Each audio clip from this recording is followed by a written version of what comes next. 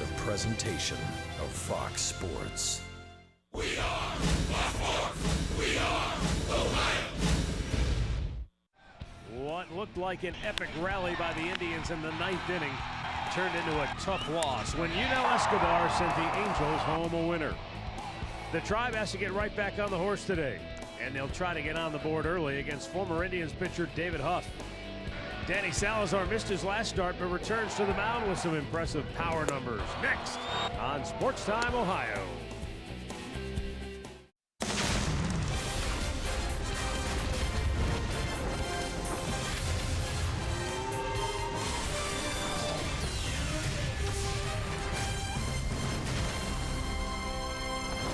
The June gloom has invaded Southern California, and the Indians have invaded Angel Stadium in Anaheim, where today they'll try to take 2 out of 3 in the series from the Halos. Hi again, everyone. Matt Underwood alongside Rick Manning. The Indians jumped out early on Friday night in the series opener, but then went 15 innings in the series without scoring a run before a late rally last night almost got them another victory. Well, they were shut down for 8 innings. Matt Shoemaker pitched a very good ball game, and then all of a sudden that offense came to life when Houston Street came on. They were able to score 3 runs in that inning, tie the ball game up. It was a beautiful comeback, but the one thing that happened, they could not hold on to it. Tyler Naquin gets a tying run in at home plate, and then all of a sudden Brian Shaw comes out. That's a cracked bat, falls in, game over. They would do it in walk-off fashion against the Indians. So now in the series finale, it's Danny Salazar who gets the ball for the Indians. He hasn't pitched in a week, but the last time he threw the ball against Kansas City was one of his best starts of the season. Yeah, June 3rd was his last start. He had some shoulder fatigue, and he's coming back, and they say he's fine. It's no big deal. They were just overly cautious with Salazar, but he's going to come back out. He's going to try and get the Indians to win this series, and he's got great stuff. We all know Danny can throw the ball in the mid-90s. He's got one of the best changeups in the game. Second in ERA. He strikes out a lot of hitters. He does not like to give up many hits whatsoever. That's our Quicken Loans Rocket Arms. Look at today's starting pitcher, Danny Salazar. He'll be up against David Huff, the former Indians left-hander. He's trying to help out a beleaguered Angels pitching staff, which has been decimated by injuries this year. We'll be back with today's first pitch coming up next. Cleveland Indians baseball is brought to you by WB Mason, the official office supplier of the Cleveland Indians. By McDonald's, I'm loving it. And by your local Toyota dealers, visit buyatoyota.com. Toyota, let's go places.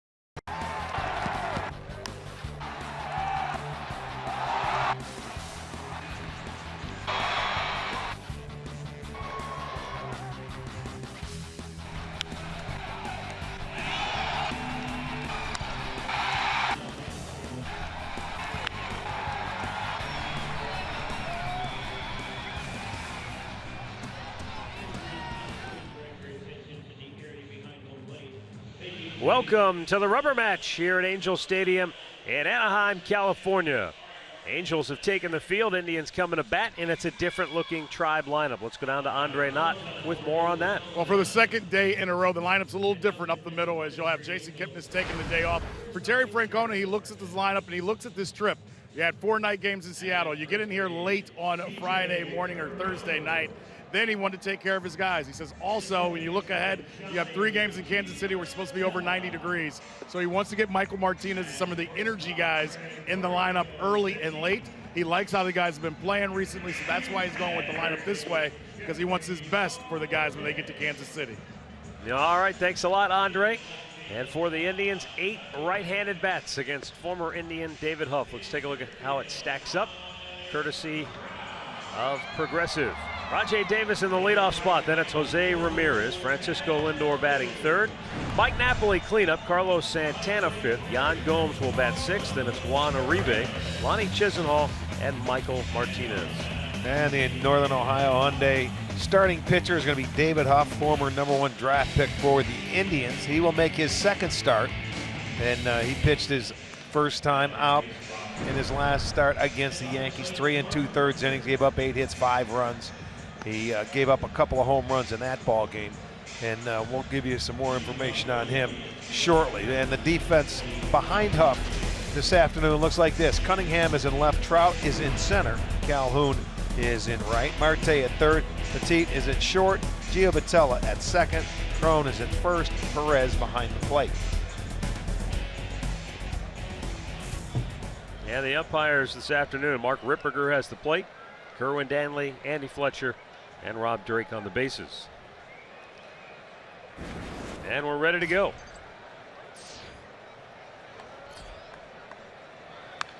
Rajai Davis swings and fouls it back. 69 degrees, our game time temperature under cloudy skies here in Anaheim.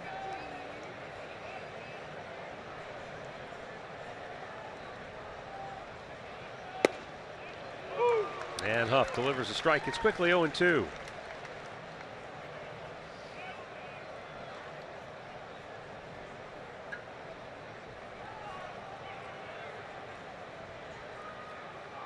Slow curve, got him to chase. Strikes him out, 1 away. Second baseman, number 11, Jose Ramirez. Keys to the game are courtesy of Wayside Furniture. Early offense is the formula. The Indians are 25-6 when they score first. And the matchup to watch when Danny Salazar is on the hill against Mike Trout and Albert Pujols. Jose Ramirez taking a called strike, and we're seeing early the success formula for David Huff throughout his career. Locate the fastball and change speeds with that slow hook, and he's ahead of Ramirez. 0-2. Well, a guy that, you know, he doesn't like to pitch behind in the count, so he's going to be aggressive early. So look for that first pitch and get ready to get after it. The Angels have used 40 different players this year. We're into about the middle of June. 20 pitchers, 20 position players. And a slow bouncer to 3rd. Jeffrey Marte throws out Ramirez, 2 down. Shortstop, number 12, Francisco Lindor.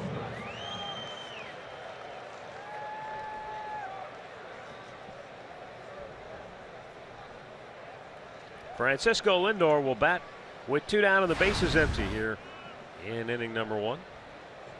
He had most of the night off yesterday before being pinch hit for in the 9th inning. Ended up drawing a walk. So today is Kipnis' day to get off, and they're in a stretch of playing almost 20 consecutive days. They don't have an off day till Thursday when we get home from Kansas City. 1 ball, 1 strike.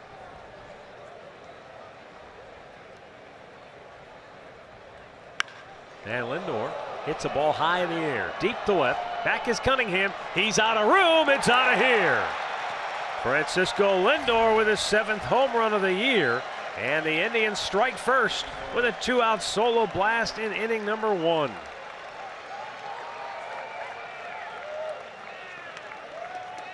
Already the third home run given up by David Huff, being start number 2, and Lindor just stayed back, made his hands work, and that ball was right down the middle. And he stayed back, put a nice quick swing on it. It had some carry. It gets out of here. Lindor, his 7th homer. Indians play from in front. And now Mike Napoli, who looks at a ball up high.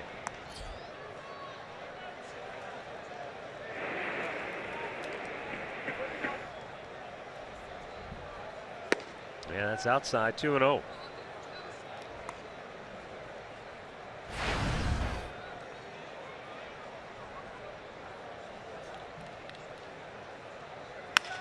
And now Napoli spanks one. Left center field, but it hangs up, and Trout runs it down in the gap to end the inning. Francisco Lindor goes deep here in the opening frame, and the Indians play from in front this afternoon. The Angels are coming to bat.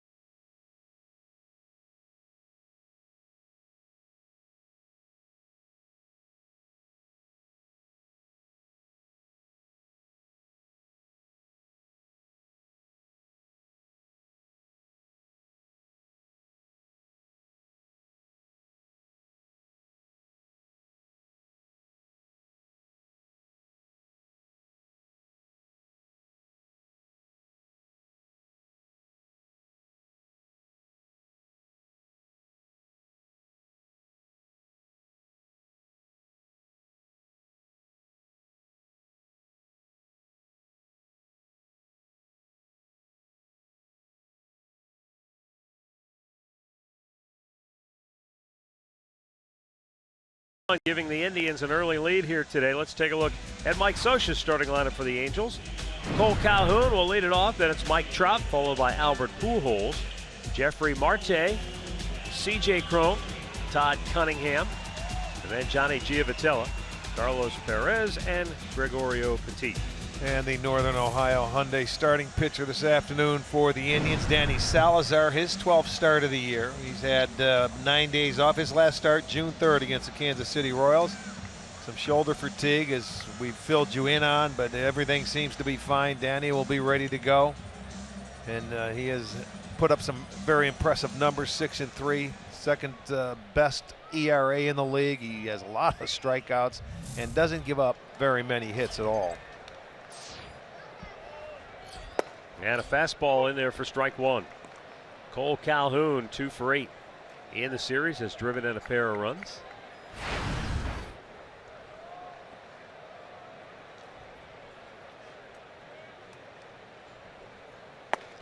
Tried to hold up, but he went around, and it's 0-2. Cole Calhoun has done a nice job for the Angels this year, batting .297. Made a spectacular catch in the series opener, diving toward the line in right field.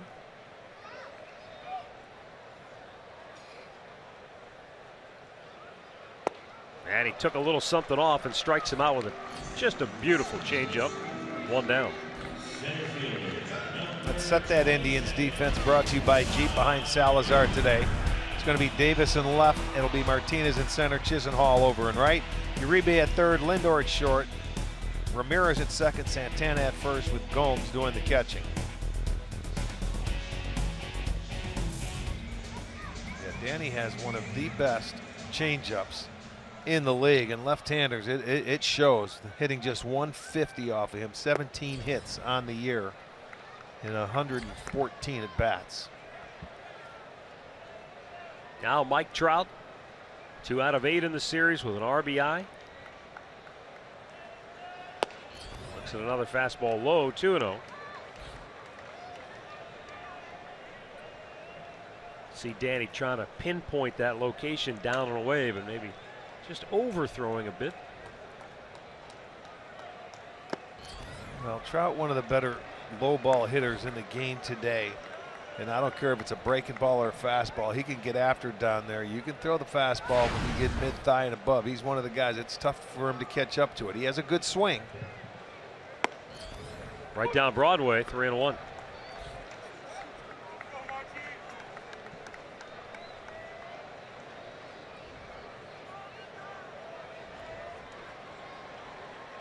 Now the 3-1 offering. And he missed. Ball 4. So all 4 pitches that he missed in that at bat were all in the exact same location. Low and away.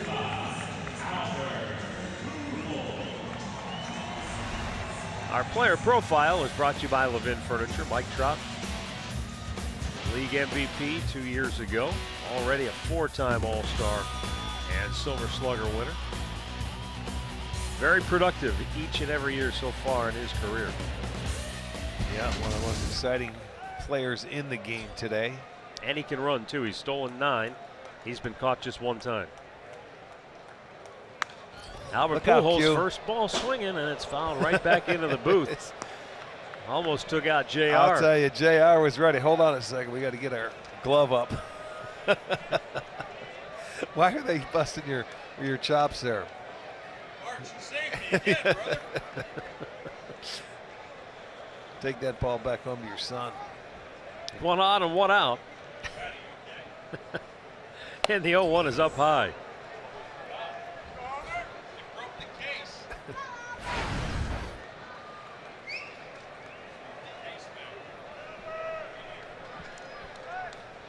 Is that one of our cases? Well, you got to be ready right from the chute in this perch here. Up high, 2-1.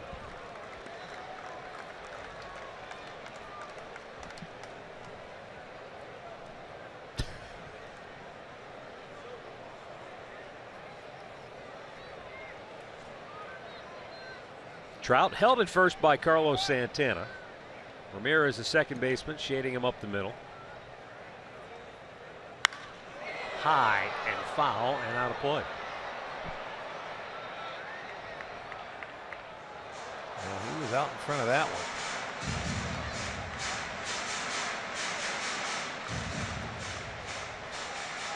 Albert Pujols, one of the most decorated players in the game.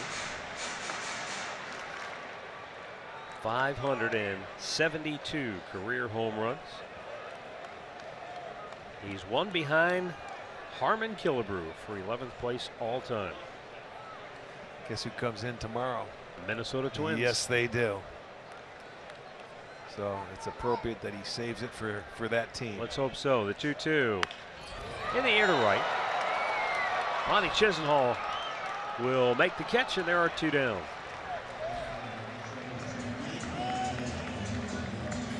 That's going to bring up Jeffrey Marte.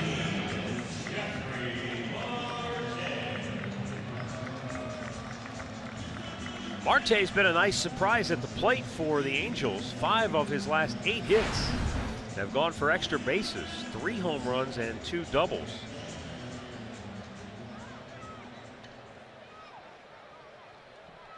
He's bounced around with a few different organizations. Getting an opportunity now here with the Angels, a team that has just been battered by injuries this year. Currently, the Angels have 10 players on the disabled list, including our buddy Joe Smith. We wish him well and hope he gets back soon. The hamstring strain. You know, that is tough to overcome when you have that many players on the disabled list and try and fight your way out of it. I mean, what do you do? Well, Rick, especially when it's the first 2 guys in your rotation. Yeah, and they have, what, 4 or 5 pitchers on the disabled list that they were going to use as starters. The guy that came back in last night, their closer, Houston Street, he spent time on it prior to coming off the DL.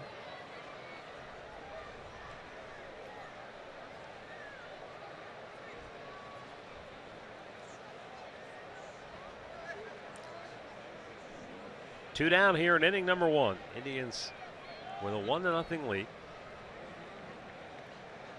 And Marte fouls it right back. It's 0-2.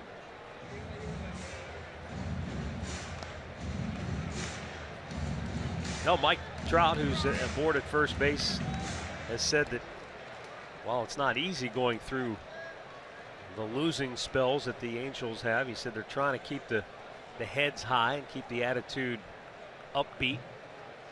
But he said it's tough. You know, every time he said we win a couple of games, it's like the bottom falls out and they'll lose 5-6 in a row. Well, that's because of the pitching. You know, their ERA is well up over 5, and I mean that's the toughest thing to overcome.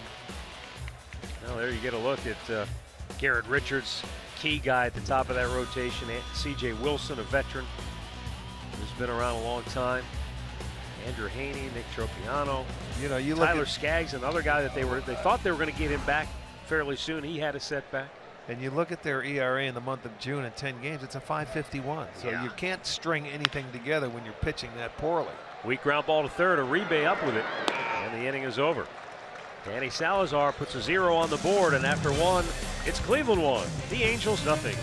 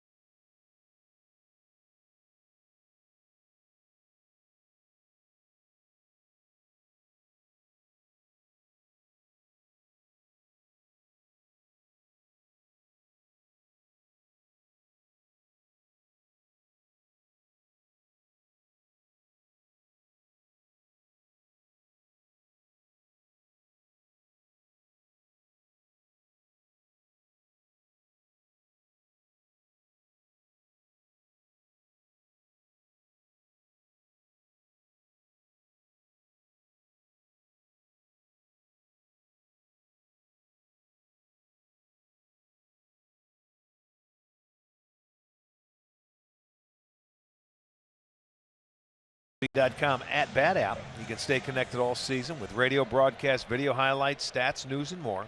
Download MLB.com at bat, the #1 app for live baseball on your smartphone and tablet. Carlos Santana will lead off the second for Cleveland.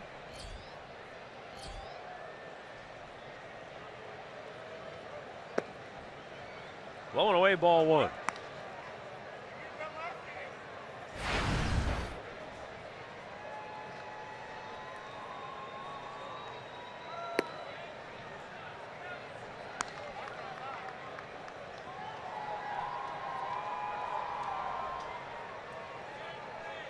Now the 2-0. Low. 3 balls, no strikes.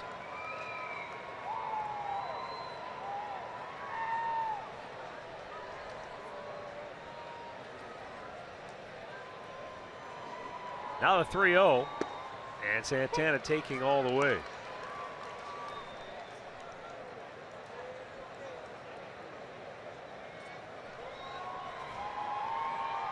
Now the 3-1. That ball's hit hard to deep left field. Back is Cunningham. He's on the track at the wall. Goodbye! Into the Indians bullpen. A line drive homer for Santana, number 11 on the year. And it's now 2-0 Cleveland. And for Santana, that is his first home run from the right side of the plate this year, believe it or not. Look at him. He came to home plate, looked up to the sky, and said it's about time. This will be our AT&T high-speed replay. Appropriate, because it was high speed getting out of here. Yeah, it was. It was a line drive right into the bullpen for the Indians. They had to scatter out there. Oh, he smoked it. First home run from the right side. And now Yan Gomes with a fly ball to deep right field. It's over the head of Cole Calhoun. He got fooled by that ball, and Yan Gomes rolls into second base with a double. Rick, I think Calhoun thought he was going to make an easy catch, and that ball had an extra gear to it. Well, let's take a look at it and see. It's a pitch away. Gomes stayed on. You know, he's running out of the box like he thought he was going to catch it. It looked like, and he got caught flat-footed is what happened. Now, I don't know. The sun's not out today. It's hazy. It's overcast. I don't know if he picked it up, lost it in the seats, but he looked like he had it all the way. Sure did. Well, now Juan Uribe at the dish. Huff goes out of the stretch for the first time in the ball game and delivers a strike.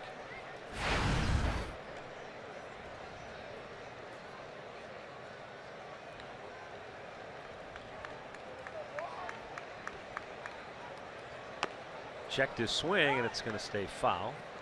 By the way, Murph tells me that the home run by Santana got out of the park in 3.9 seconds.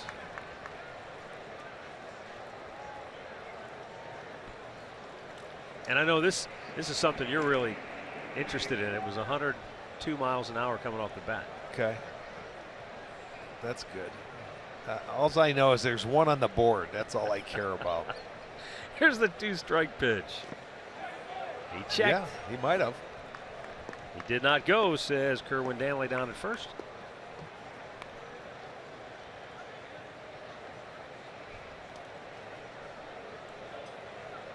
Carlos Santana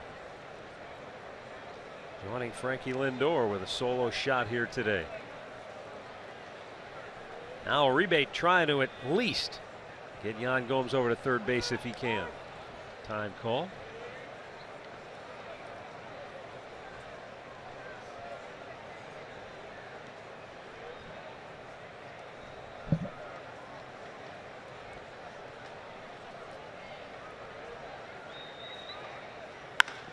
And he shoots it almost fair. That nice was try. really close as it was hopping down the line. You know, usually you try for the first 2 strikes to get him over there, you know, and then when you get to 2, you almost have to just try and put it in play. You know, you don't care if you go to the right side, just try and get it in play. But he waited back nicely.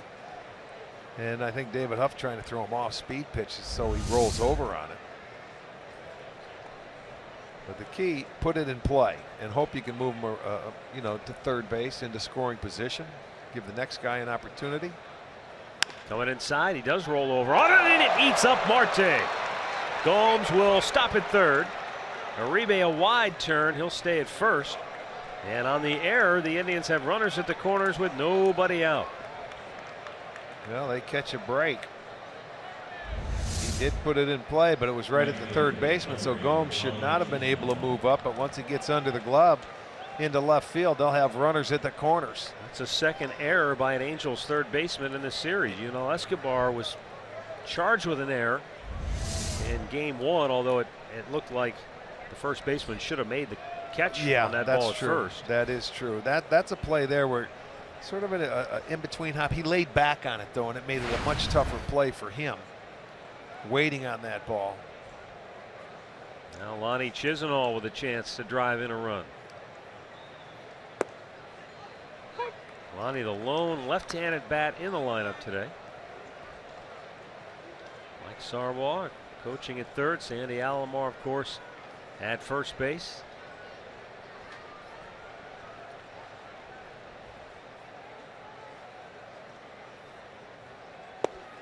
And David Huff shoots for the outside corner with a fastball and nails the spot. Watch, he's back, and now watch how he waits back. He wanted to come forward, but the minute you go back as a third baseman, boy, it makes that play that much tougher because now you're having to rely on waiting on that hop. You got to come up and try and smother it. Lonnie chased one in the dirt and strikes out one away. Well, not a very good at bat there. Oh, breaking balls. And Chisenhall goes down, second strikeout victim. That one not even close, way out in front of home plate. So Huff gets the first out of the inning. Now Martinez is going to try and get that runner in from third. Now the one thing we have seen from Michael Martinez is that he looks for a fastball early in the count, and he'll get after it. Well, here is where you want to be, patient. Make sure you get a good pitch you can hit in the air. Big curveball, and it's in for a strike.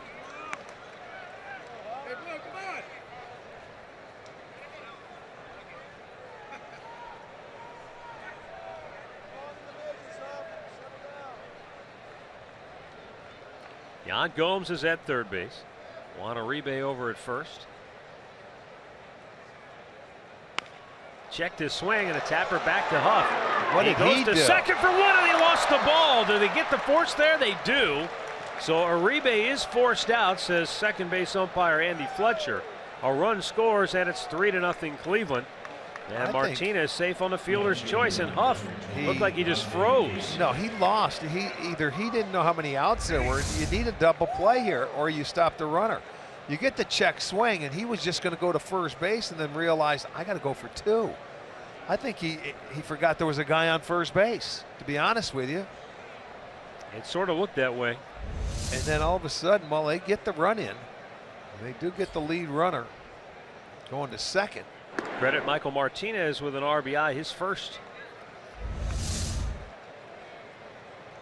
Look, he was just going to go to first base and then realized, oh man, I've got to go for two. So the surprise, the Indians need it. Now here's the funny thing about that. As Rajai Davis lines a single into left field. How could you forget that there's a runner on first base when you're a left-handed pitcher and you're staring at him as you're delivering the pitch to home plate? I don't know. But something that happened to him. I don't know if he looked the guy back at third and he just wanted to throw to first, but he didn't originally go to second base as a double play. Well, the Indians take advantage with a run. Now, can they take advantage and have a big inning? The double plays you don't turn oftentimes are very costly in baseball. And now Jose Ramirez looks at a ball up high. And already some action in the Angels bullpen. The right-hander is getting loose. Mike Morin. Ramirez looks, it's low. 2-0. Well, this is the day we thought Tim Lincecum was going to get the start. It was on his day, but they did not start him. He's pitching today in the minor leagues, so you look at another 5 days from now, and I think they're in Oakland. He'll probably pitch in that ball game. But that tells you, you're coming back with David Huff.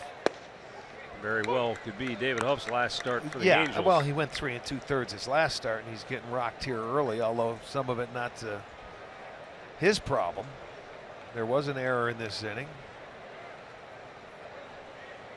2-1 count. And it's low. 3 balls and a strike. With Francisco Lindor waiting on deck.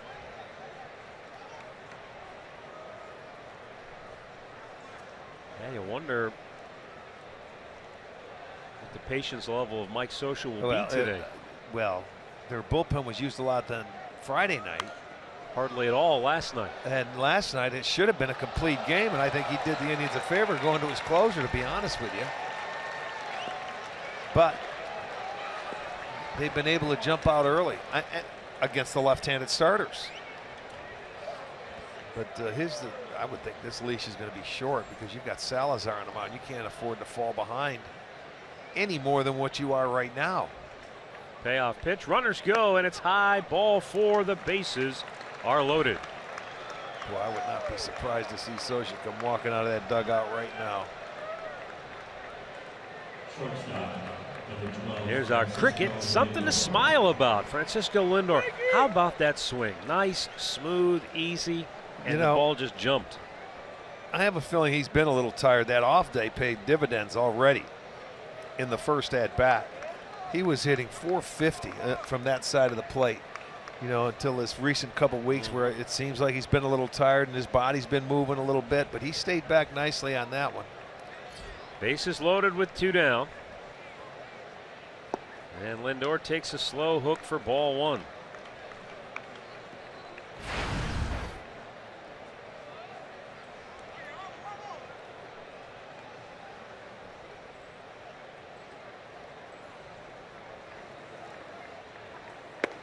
Fastball just did catch the outside corner, 1-1.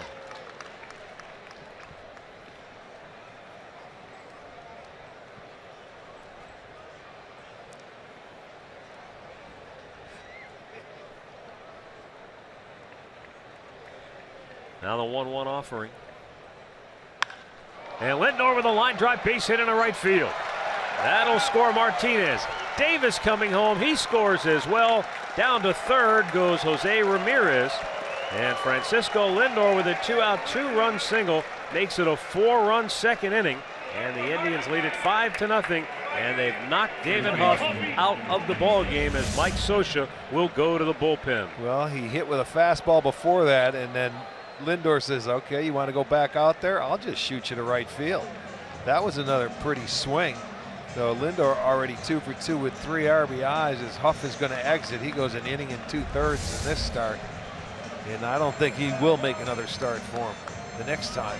Mike Scioscia makes the Cleveland Clinic call to the bullpen, and right-hander Mike Morin will be coming in. Mike Napoli will be the 9th man to bat in the inning when we come back.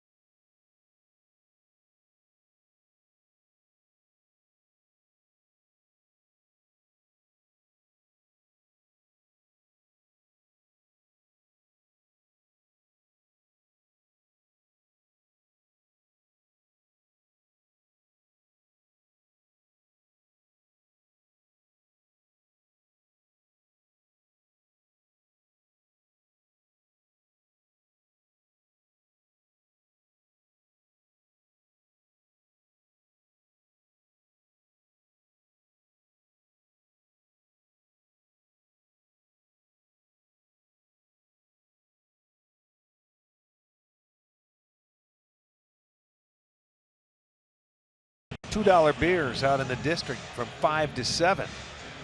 $2 Miller Lights, plus it's going to be $1 Dog Night all evening long. Just go to Indians.com to get your tickets. White Sox and Kansas City playing each other right now. It's a 2-1 Kansas City lead as we speak. Yeah, how about the slugfest at the Rogers Center in Toronto? The Orioles have hit 5 home runs. So if what you told me is correct earlier, that gives them 99 on the year. But they're down 10-8 in the 9th inning. Wow.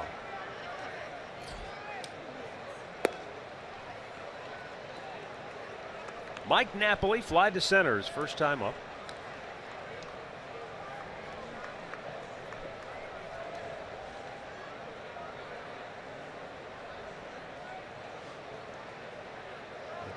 Yeah, they have 99 with 5 of them. That's, yes, they do.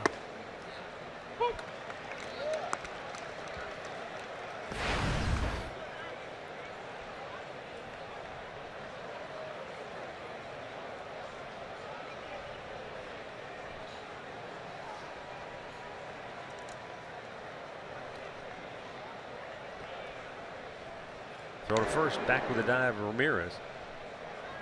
Tigers held the Yankees to 1 run last night in beating them 6-1. Detroit leads New York 2-0 in the 7th inning today in the Bronx.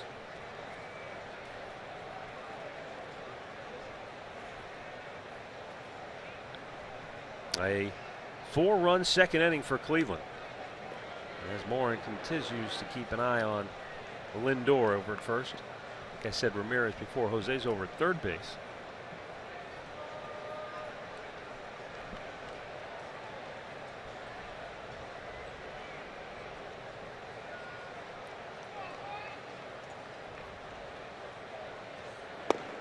He waves at an off-speed pitch. Boy, 72 mile an hour. Was that a hook or a changeup? Too slow to be a changeup, wasn't it? Way out in front of it. Let's take another look. I want to see how he throws that. It looked like a changeup to me. 72 miles an hour. Looks like he holds it deep in the hand.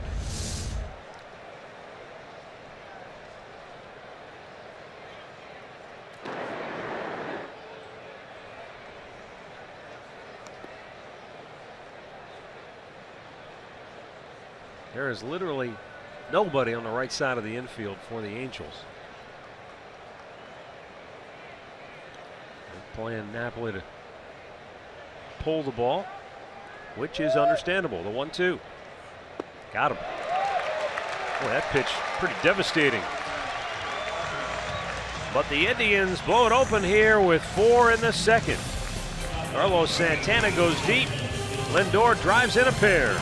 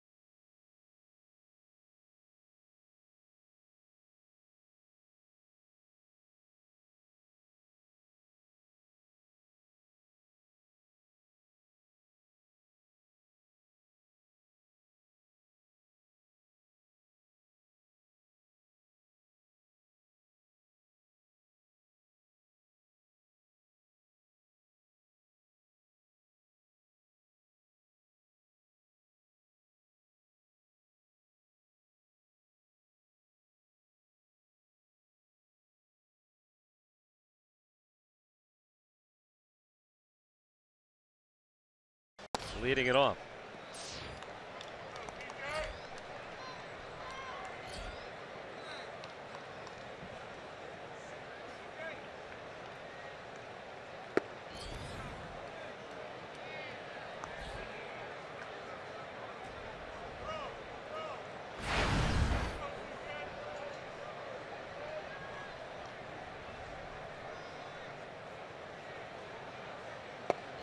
And a fastball at the knees. Salazar still looking to get that rhythm going out there.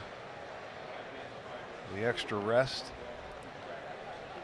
But I'll tell you what, his offense has spotted him 5 early, so he's got to love that.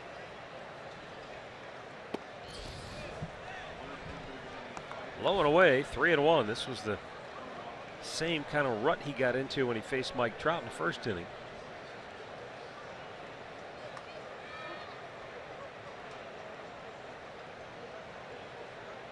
And he lost control of that pitch. Second walk issued by Salazar. Our stat of the game is brought to you by Buick. Stephen Wright leading the way in ERA at 2.09, followed by Danny Salazar Who would ever have guessed that? And then Rich Hill is Yeah, third. yeah. Is he, He's he on healthy, the disabled. though? No, still- he's on the okay. DL. He's on the DL right now.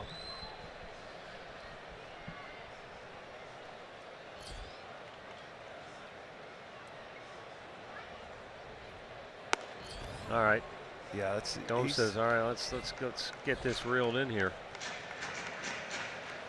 I don't know if he's rushing his delivery a little bit or what, but he's pulling the ball to the right-handers, and that one up and away to the left-hander. Maybe Gomes saw something mechanically that he was trying to relay to Salazar.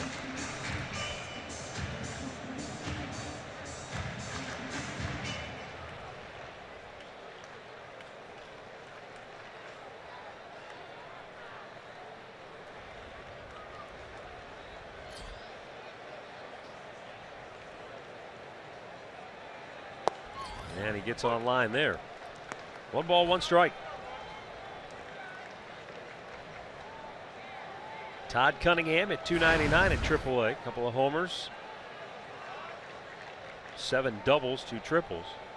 0 for 4 last night. And then he comes back with a 97-mile-an-hour low screamer. Gets ahead 1-2.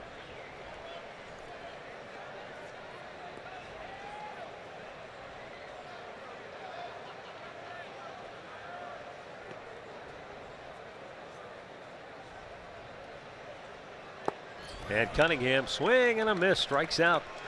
1 down, second K for Salazar. Well, comes right back after the first pitch, and we'll look at this as our Circle K strikeout. There it is, a low heater. Challenged him, let's go. That's the pitch you start commanding early. He's had issues sometimes in the first inning of getting a feel for his fastball where home plate can move around on him, but once you establish that pitch, then that change up, and he works his slider in very well. Johnny Giavotella. He looks at a fastball for a strike.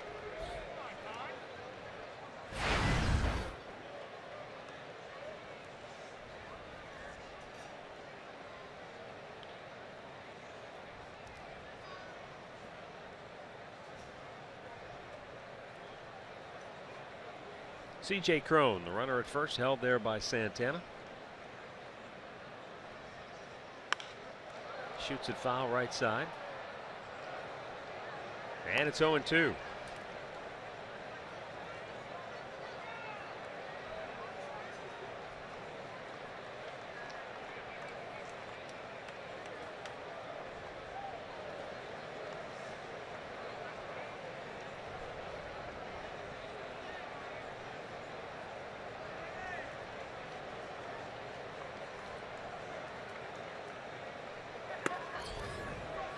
Missed outside.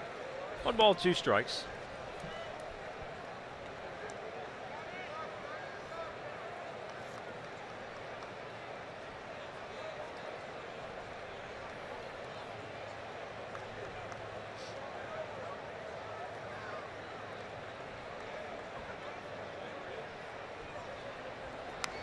You know, with Danny walking a couple of batters already, it reminded me that Matt Shoemaker last night had a streak of 155 batters without a walk. Yes, he was impressive last night. Not surprising, it was Santana that ended his streak. Yeah, drawing a walk. Yes, he did. That was what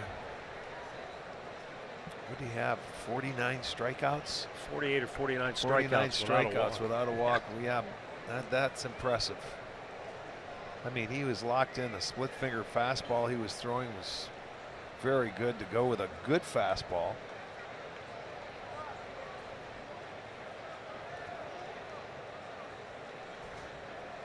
Fastball ran inside. It's 2-2. As well as he pitched last night, he didn't get a decision because the Indians offense came back and scored 3 in the 9th off Houston Street and tied the game. They just ended up giving it back in the bottom half of the 9th. Do you think Mike Scioscia and Charlie Nagy might be just a tad gun shy with regards to pitchers because of all the injuries they've had, and maybe that's why they yanked him when they did? Probably, but I'll tell you what, the way that guy was pitching last night, it was like Kluber the night before. You know, he was just a tick over 100 pitches, but he was in total command. And Terry Francona let his starter go out there and complete it on Friday. I thought he was going to let that kid, I mean, he deserved to stay in it. He had no trouble. But I mean, that's their decision. It's easy to say that now after they come back and score 3. But they had a 3-0 lead. Now, whether that had anything to do with it, I don't know. Runner goes and a line drive to center field. It's going to be caught by Michael Martinez. And the throw back to first base. Double play! Oh, Michael Martinez showing off that hose in center field. That'll end the inning as Michael Martinez converts his second double play from the outfield already this year. Yeah, Crone made a mistake going out there. He didn't look. He was running on the pitch and didn't turn around to see where it was, but he was thrown out.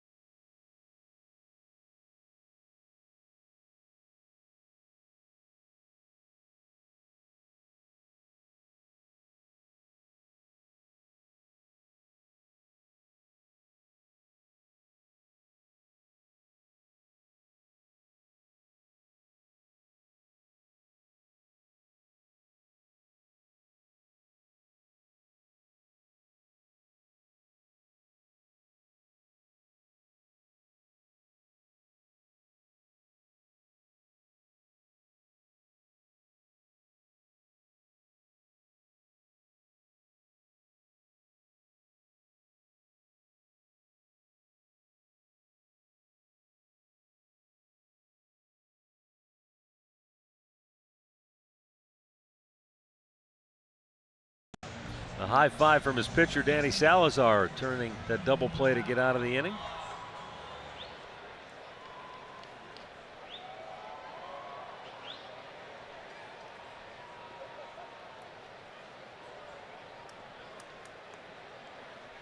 As you were saying, though, as we went to break, a nice a play as that was by Martinez, C.J. Cron, you can't get get doubled off there, down 5 runs. I would have to look at, he was running, and I don't know if he picked up the baseball until it was too late. He couldn't pick it up and continued to go to second base, not realizing it was a line drive that it was going to be caught.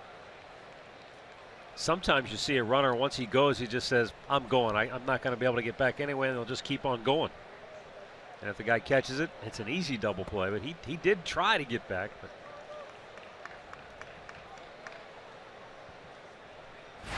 Carlos Santana with a line drive homer to left his first time up. That was from the right side of the plate, his first home run from that side of the dish this year. It's been a tough year for him right-handed. Well, you'd like to see him, you know, maybe that's something that'll jumpstart you. Not that we're going to see a lot of left-handers, but they have picked up the pace. Mike Moore and misses up high. 2 balls, 2 strikes. 10-8 against left-handers on the year, looking to go 11-8.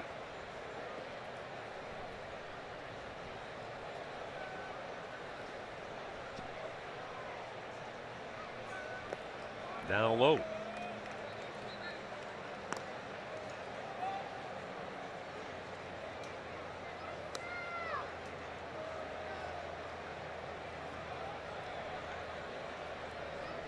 Now the payoff pitch. And Santana grounds it to the second baseman. Giavitello will throw him out, 1 away. Another look at that double play. You see the runner going. He's picked up the ball, but he just was kind of tardy getting back. Yeah, well, he was almost to second base. Martinez did the great thing of saying, okay, I got a shot at him.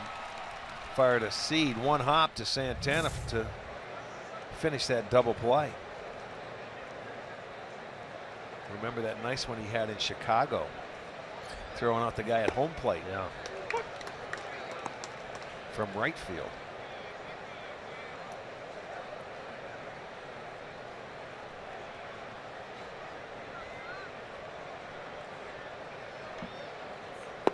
Yan Gomes waves at a pitch outside.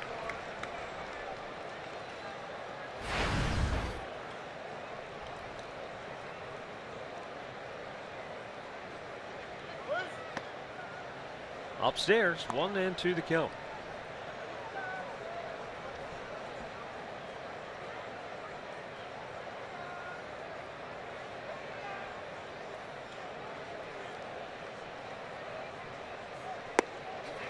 And Gomes down on strikes.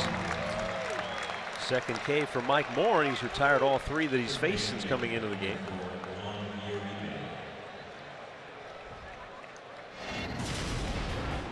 Our great clip of the game from last night, Tyler Naquin tying the ball game up with a big knock in at right field, plating Carlos Santana. Unfortunately, they couldn't get the hit to give him the lead, and in the bottom of the ninth, the Angels would win it with a walk-off. Uribe pops a pitch up, and C.J. Cron runs out of room. Got right to the railing. Needed another step or two. Yeah, I think one more step, but you know, not going to get over there, right into the dugout. Yeah, he missed it by a couple of feet.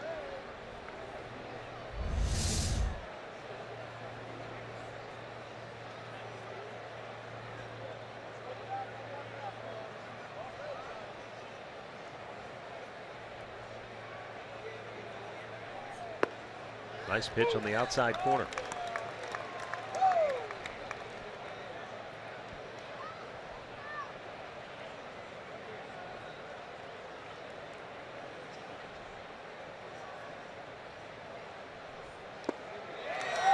And Uribe down on strikes. So Mike Morin has given the Angels some solid relief here. He's retired all 4 that he's faced. Middle of the third, 5-0 Cleveland.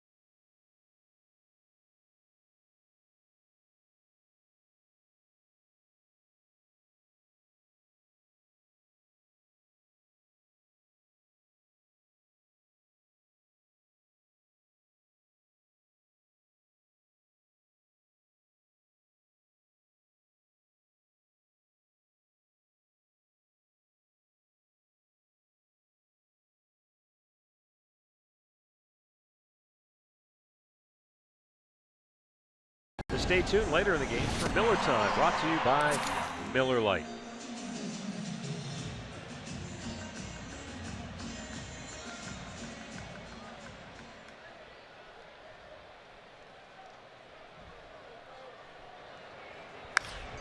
First ball swinging. Carlos Perez pops it up.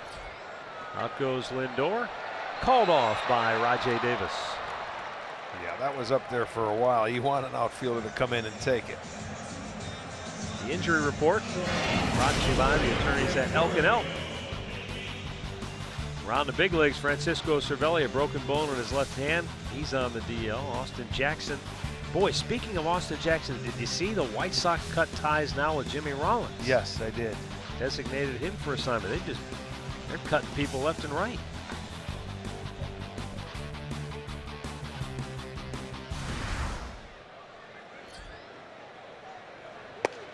By the way, Chicago trails Kansas City 2-1 in the 9th inning at U.S. Cellular Field.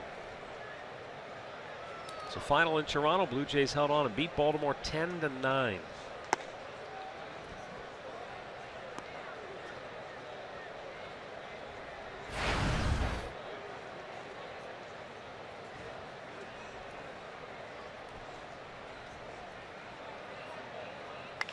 Ground ball headed up the middle. Cut off by Lindor on the big bounce, and he'll throw him out. 2 down. Boston had a chance to take over sole possession of the first in the AL East, but they trailed Minnesota late 4-1.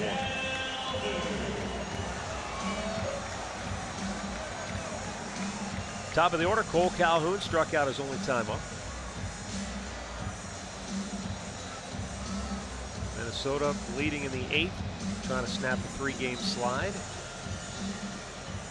Twins started the day tied with Atlanta for the worst record in baseball. Looking for their 19th win.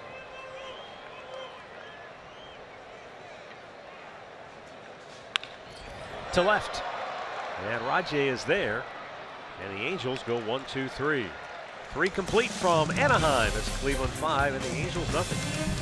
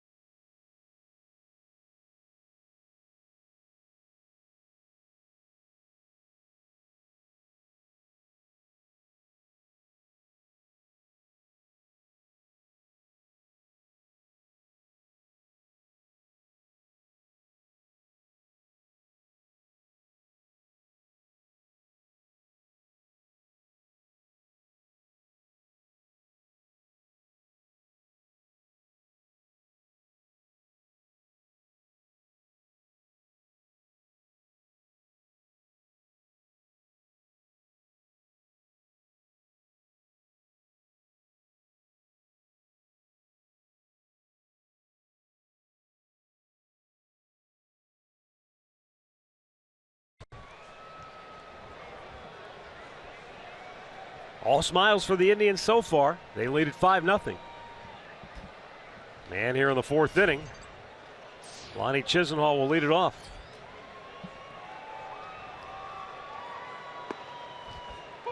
And Mike Moran gets a first pitch in there for a strike.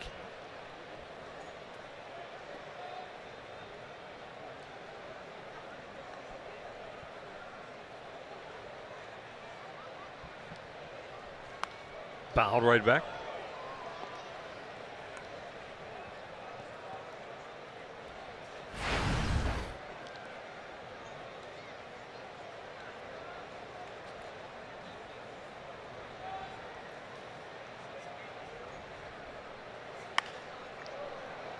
Slicing foul, and that'll find the seats.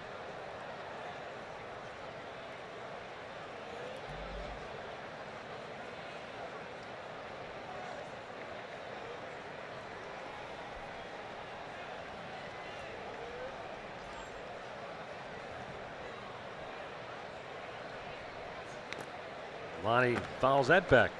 It stays 0-2.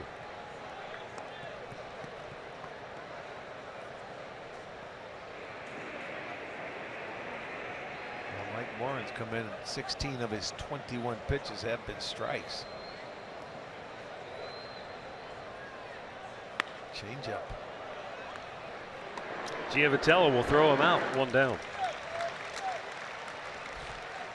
T-Mobile, greater coverage of baseball, and Xander Bogaerts last night and the night before has combined to go 8 for 10 with a couple of home runs, 7 RBIs against Minnesota.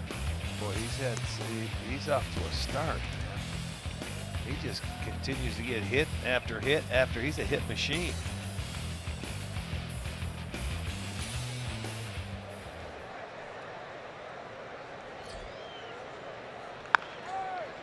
Michael Martinez fouls up the first base side.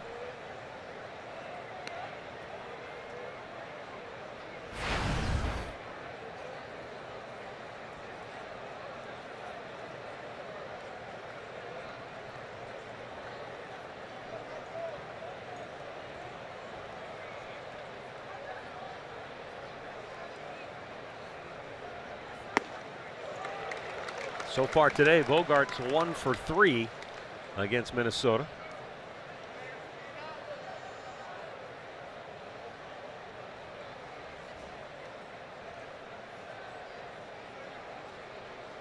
Minnesota pitching has held Boston to a run on 5 hits. Martinez, a little slow chopper right back to the mound. And there are 2 away.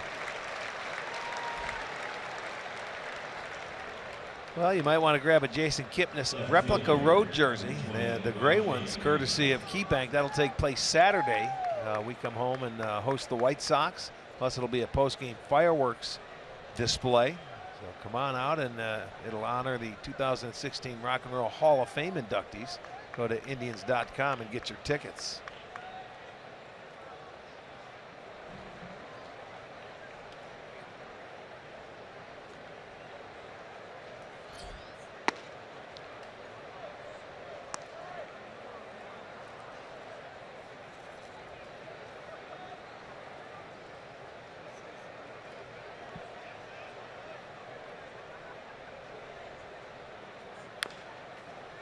Fouled over toward the Angel dugout.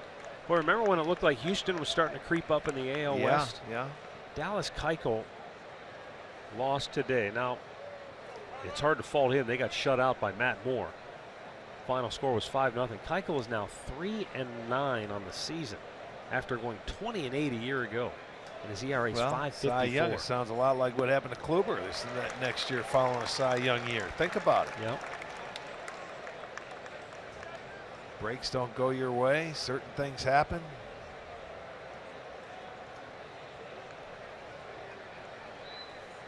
Down on the dirt. 2 balls and 2 strikes.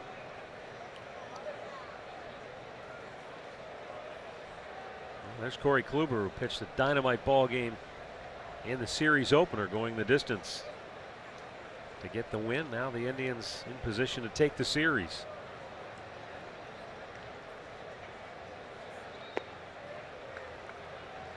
Full count. Mike Moran seems to be a guy who really tests your patience as a hitter, doesn't he? Yes. Yeah, I mean, yes, he does, with that slow, tantalizing changeup at 72. He's got a curveball to go with it, throw the fastball up. And you're right, you have to be patient. Try to wait back on that. Yeah, he runs the fastball up and in, it nicked him. That's the honesty pitch right there. But it got a piece of Rajai. First base runner he's allowed after retiring the first 6 that he faced. You know, that could have been just a purpose pitch to back him off, but he stayed in there, and it came in and got a little piece of him. Didn't look like it did anything to hurt him, but he'll take first base with 2 outs. And Jose Ramirez steps in. He has grounded out and walked.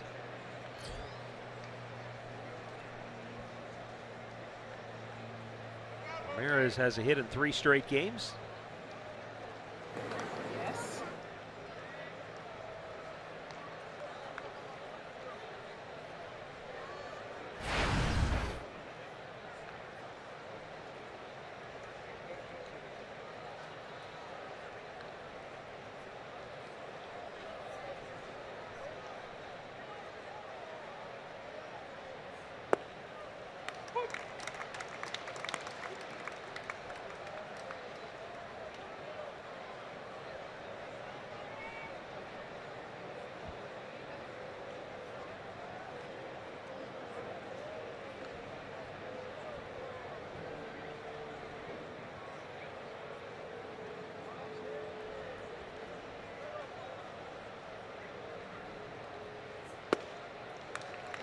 And 2 quick strikes gets him ahead.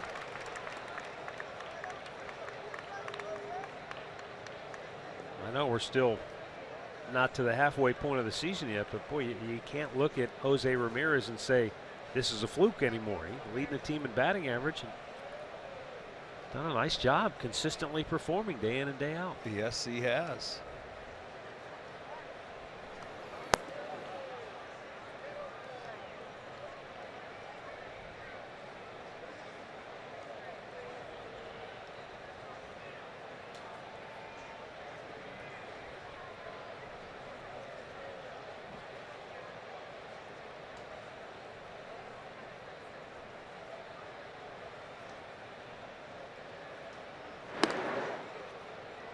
You know, I think of Ramirez too, and I reminisce back to the early days of Mike Scioscia's tenure here with the Angels and how he would utilize players like Ramirez's skill set. You know, Sean Figgins was a guy that comes to mind who could play different positions early in his career and became an everyday guy, even though he didn't necessarily play one spot. Right. A little bit outside. Well, that's something he's done well this year. A little third, little, you know, left field for the most part. Today he gets a start at second. And, you know, he handles himself well at every position. Yep. Not that he embarrasses you at any of them. Unlike Michael Martinez, the outfield's relatively brand new for Jose Ramirez. Yes, it was this year. Absolutely. Runner goes, and Ramirez strikes out to end the inning. Middle of the 4th in Anaheim. It's Cleveland 5, the Angels nothing.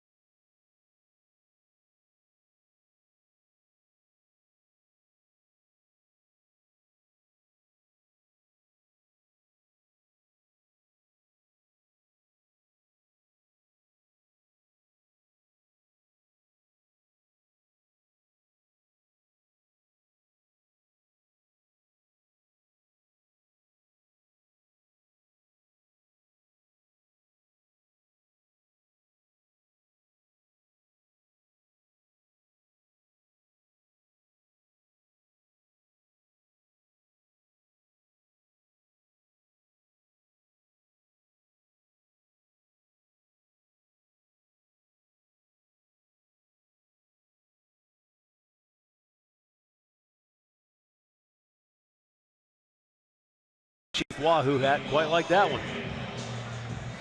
Well, that's Southern California's version. That's a thing of beauty right there. Yes. Well, the Indians are having a lot of fun here. 5-0 lead. Danny Salazar has walked 2, has struck out a pair. One of the guys he walked is Mike Trout, who leads off here in inning number 4. A lot like game 1 of the series. Very much so. Well, you know, where the Tribe comes out and they co-cock you and score early and turn it over to one of their very good pitchers.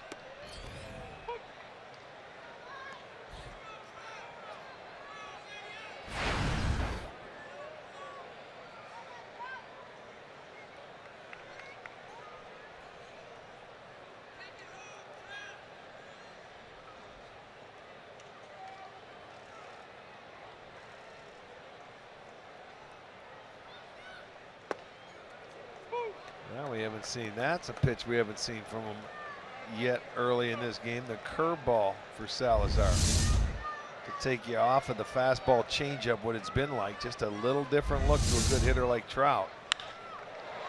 Hot shot to third, and Uribe, he got nailed by that ball. Yes, he's he down. did. He's in a lot of pain. Out comes Jeff Desjardins, along with Terry Francona. They'll take a look at Uribe. That could be the second player yes, on I was this going to trip. say this is exactly I think what happened to Gomes in Seattle. Uribe, that ball was had some top spin to it, coming right there at him, and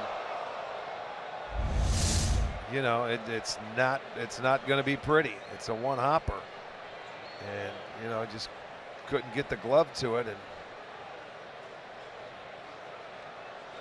he's going to need a lot of time.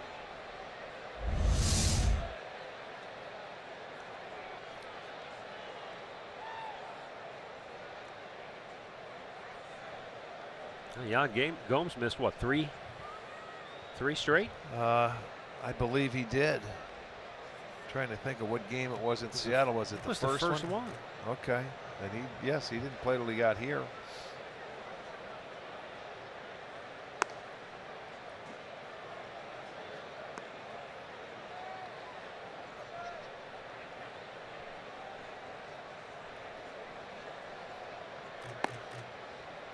Well, if anybody's ever had that happen to them before, you know that all you can do is just wait for it to subside. There's not a whole lot anybody can do for you. Terry Francona's probably wondering, okay, Michael Martinez could come in and play third, and then you'd need somebody to go into the outfield. I would assume Tyler Naquin. Assuming Uribe is not able to continue. I don't think he's going to continue. He can barely move.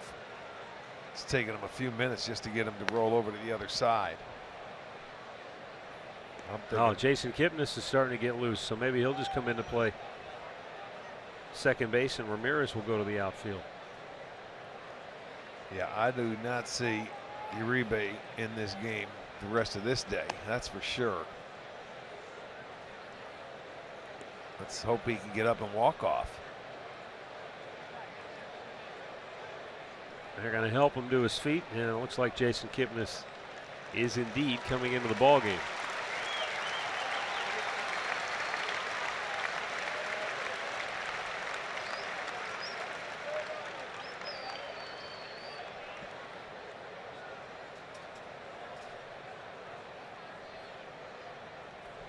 Now the Indians jumped out early today with a solo home run in the first inning with 2 outs by Francisco Lindor.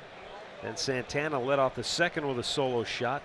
I think they're going to bring the card in here. And then they tacked on 3 more to make it a 4-run second inning.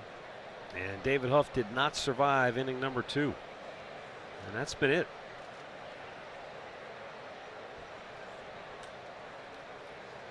Through 3 innings, Danny Salazar has been very good. How'd they score that? They gave him a hit, huh? Oh, yeah, that's a base hit. That ball was smoked.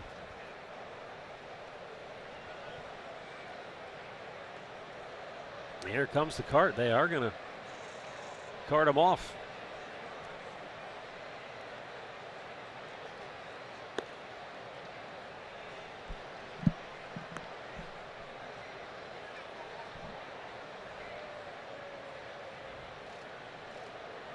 Almost looks sick to his stomach. Yeah, man. he sure does. He is in some kind of pain.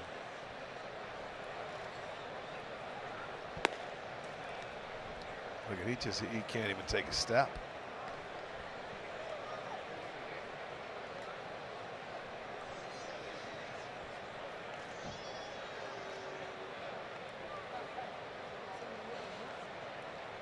Watching Uribe make his way to the cart, he can barely move. I know that. They're either going to have to pick him up or they're going to have to get. There it is. That's the first couple of steps we.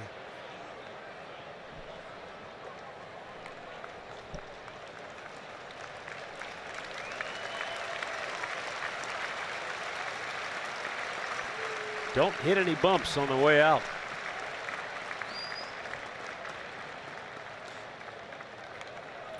So Terry Francona making the necessary changes to his team on the field. And it looks like Naquin goes into, what is it, right field. Or no, maybe he's going to center. Martinez will come in. Kipnis will go to second base. No. Ramirez. No, he's not coming in. Yeah, Martinez goes into third.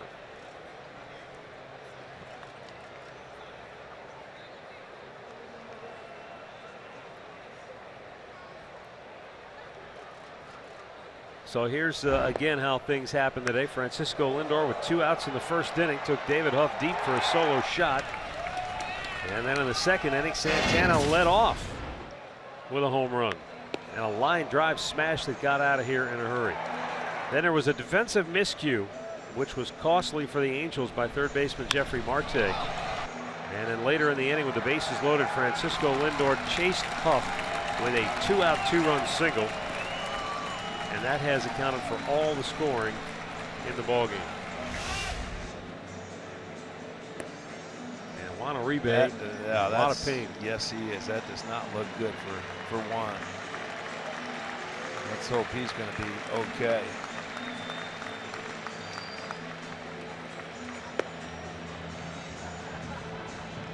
So Michael Martinez goes to third base for Uribe. And Tyler Naquin goes into the ballgame in center field. Defensive changes for the Indians. Moving from center field to third base, number 1, Michael Martinez. Entering the game in center field, number 30, Tyler Naquin.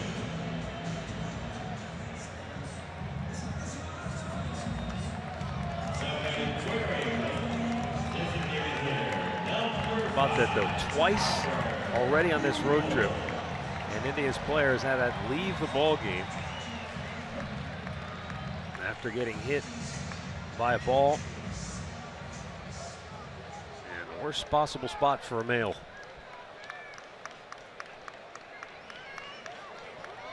Back to work.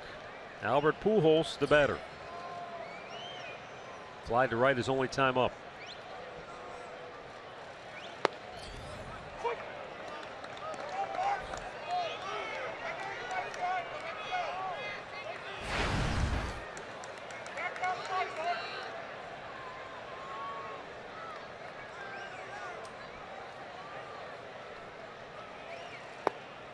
And a little bit low. 1 ball, 1 strike.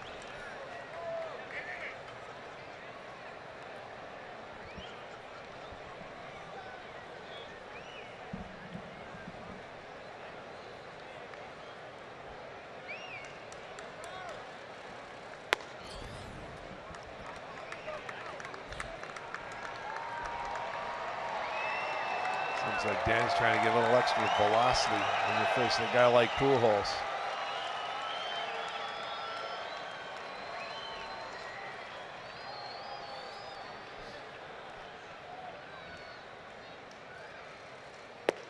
Low and away. And it's 3-1.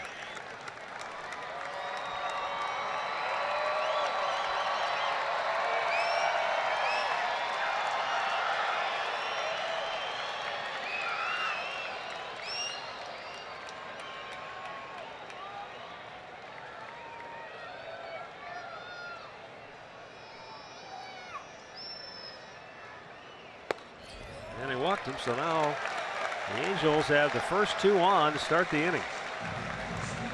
Already 3 walks on the day for Salazar. 1 in the first, 1 in the second, now 1 here in the 4th. So the Angels with a start to this inning. Jeffrey Marte grounded out to third, his only time up. Well, they would take that right about now. Get that ground ball and maybe try and turn a pair.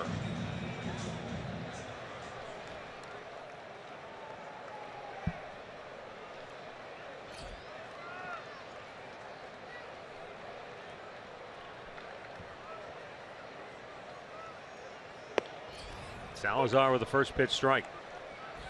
It's a final in Chicago. Royals beat the White Sox 3-1. Minnesota could not hold on to a 4-1 lead in the 8th inning against Boston. A throwing error by Eduardo Nunez cost him dearly.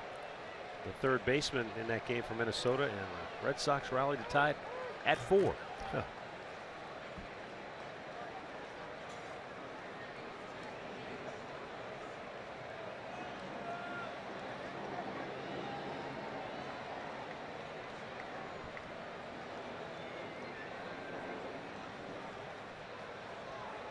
The 0-1.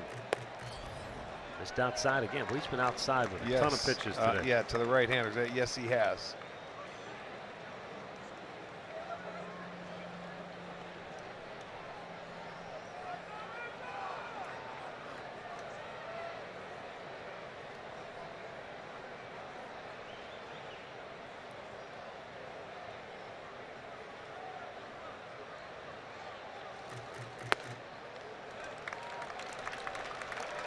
2-1.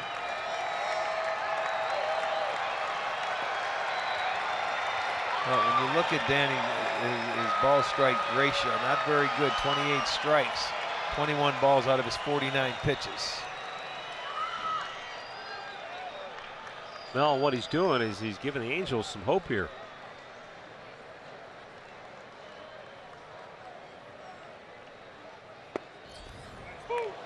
And a 96-mile-an-hour fastball evens the count of 2-2. Breeze through the third inning.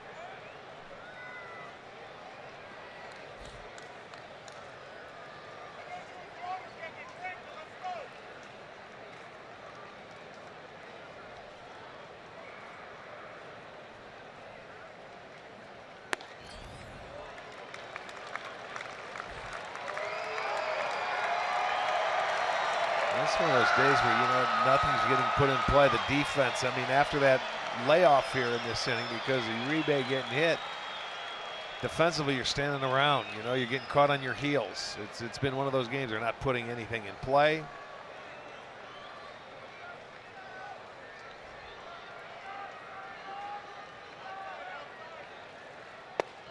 Strike three call. Boy, that was right down Broadway. Now, I know it was 97 miles an hour, but Marte seems surprised by it. Third strikeout for Danny Salazar. Well, let's take a look at it on our Nissan pitch tracker. 3-2, anything close, you got, oh, that's knee high right there. You got to get after it. At least try to swing and foul it off. I mean, it's a good pitch, but he challenged him. He wasn't going to walk him.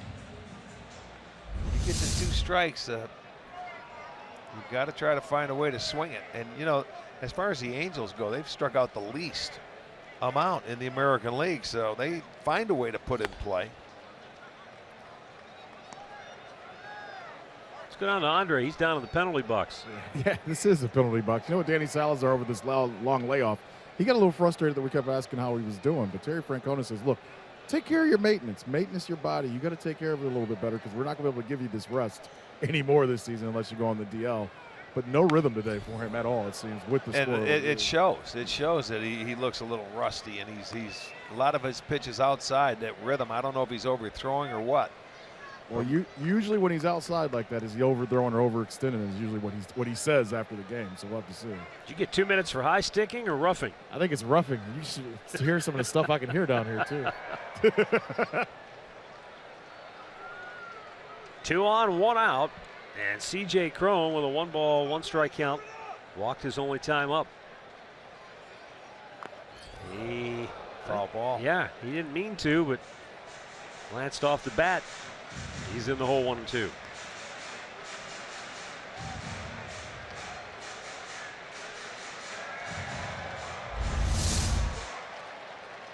He just barely, I mean barely moved his bat, and it caught a piece of it to go straight down into the ground.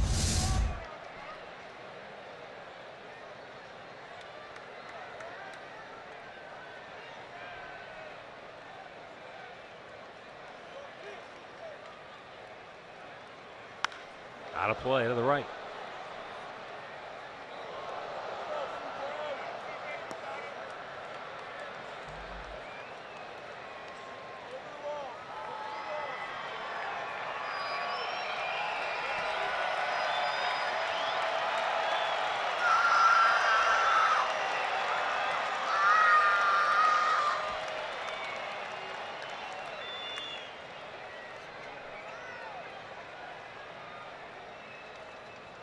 Swung on and missed. Another 97-mile-an-hour fastball from Danny Salazar. And he's punched out back-to-back hitters now in the inning. Yeah, I mean, and this is what Salazar can do. I mean, you go up there, and he has such good stuff that you can't catch up to that fastball. He elevated this one. And I know, I mean, his control is not where he wants it to be, but boy, he can just dominate hitters where they don't have a chance. This is one thing. When he gets himself into trouble, he can easily get himself out of trouble because he can get swings and misses like nobody. Todd Cunningham struck out his only time up.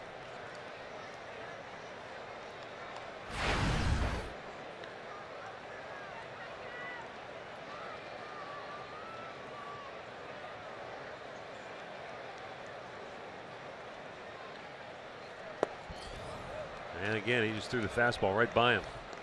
1-1. It's a little bit like that start he had in Houston. If you remember, he'd give up a base hit, walk the bases loaded, nobody out, and he'd strike out the side in the first 2 innings.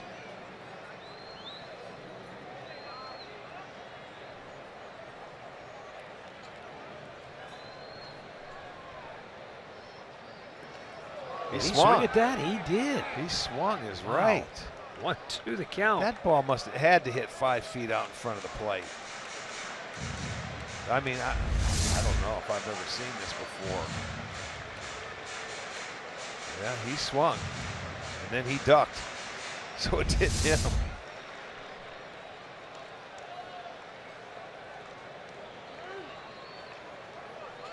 I don't think you see that breaking ball down in the minor leagues. No, you don't see many 97-mile-an-hour fastballs either, I bet. Now the 1-2. In the air to left. Rajay going to watch this one go foul into the seats. And the runners go back to their bases. Mike Trout at second, Albert Pujols at first.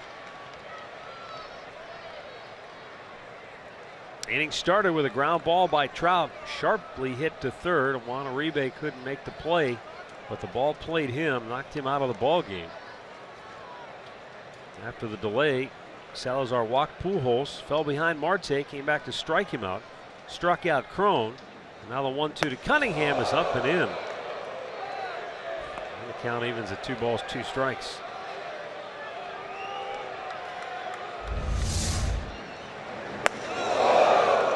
That's one that you have very little time to get out of the way of. You just turning. You hear it go by you.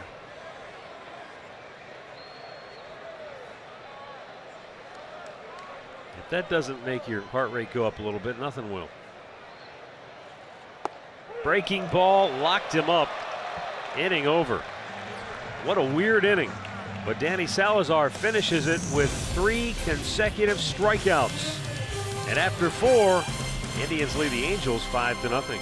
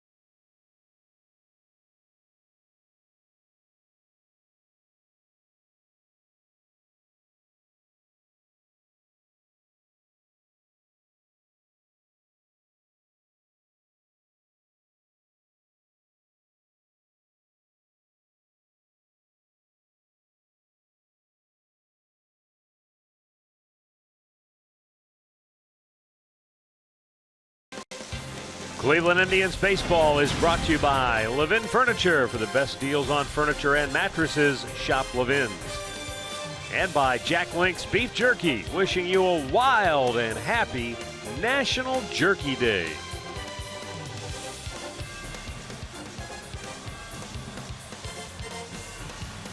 You going to do anything special to celebrate National Jerky Day? Well, yeah, we're going to head on out. We're going to go to Kansas City. That's what we're going to do.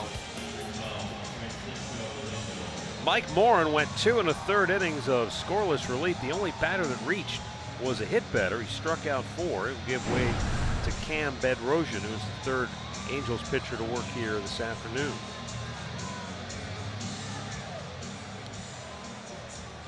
Drojan worked an inning in Friday night's game and had zeros across. Francisco Lindor, 2 for 2, a homer, a single, and he's driven in 3 runs.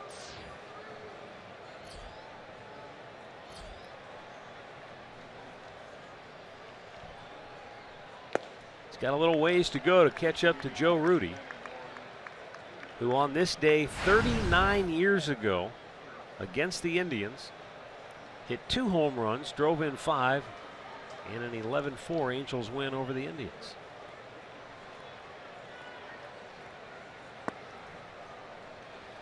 That was Pat Dobson. The Daubers started that game. Oh, yeah? Al Fitzmaurice came in relief. Don Hood and Sid Monge. Nolan Ryan started for the Angels. Uh-oh.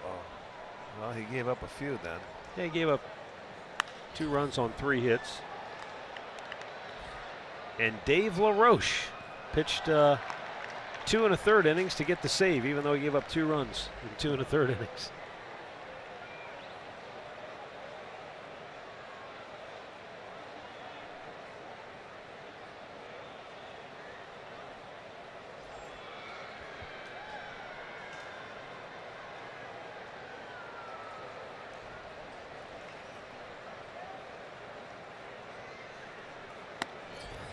Lindor looks, it's up and away, 2-2.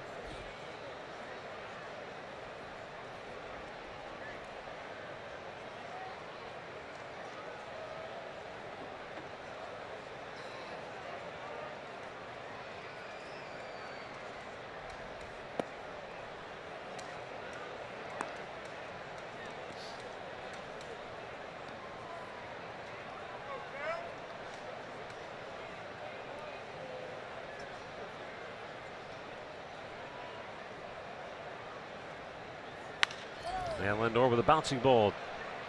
Giavotella throws it out, 1 down. Let's go back to the studios right now for an in-game update. Here's Al Pawlowski. Designated hitter, number 26, Napoli.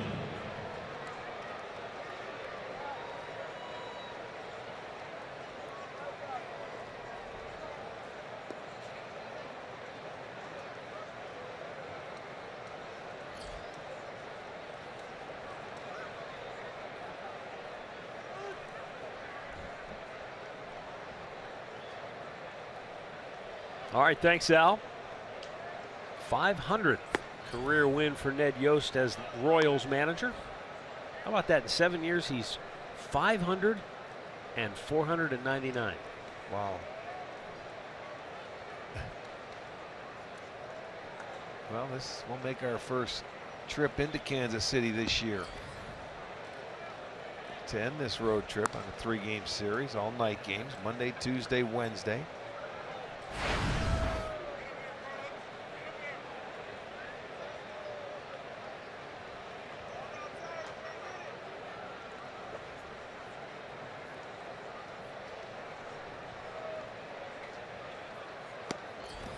Napoli glanced off the bat. 2-1.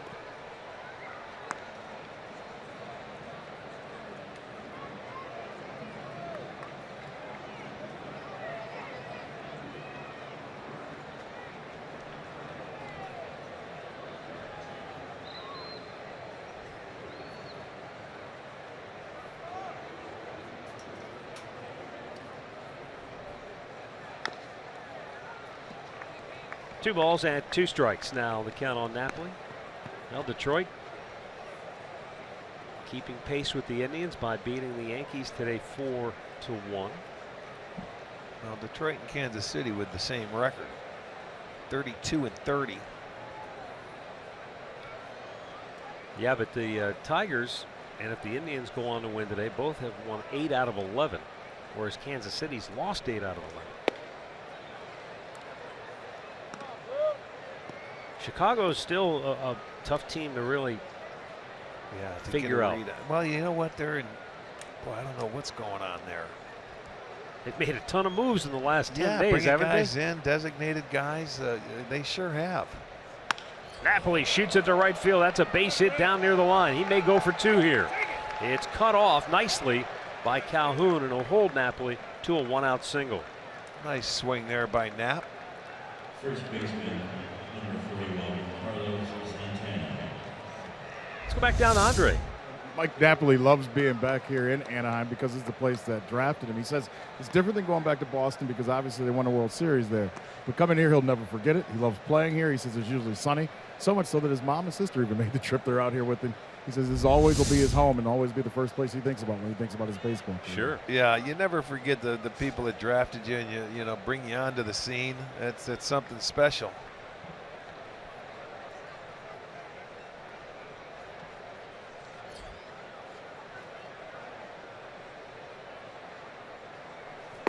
Well, we talked about it the other night when we were in Seattle when the draft was going on, and Mike was a 17th round pick by the Angels.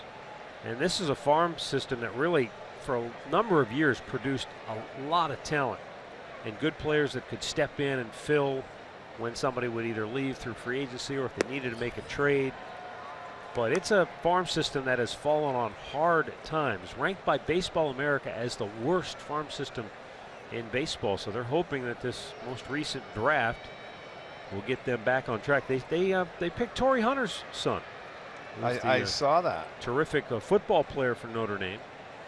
They feel confident that they can sign him, and they're comfortable with him going back and finishing his collegiate career at Notre Dame. Well, the way the Angels went, they started to buy free agents. You know, and that's a big reason. You know, you go out. I think one of the worst signs they ever made was Hamilton. They're still paying him, and he hasn't been here for what, a year and a half, 2 years, and he's on the disabled list again with knee surgery with the Rangers. Well, remember when they signed Vernon Wells too? That was a curious move that never seemed to really work. Well, they took him from Toronto after Toronto had signed him to a long-term deal. So I don't think the Angels, you know, actually signed him as a free agent, but they took that money on. Yeah. Matthews, Gary Matthews Jr.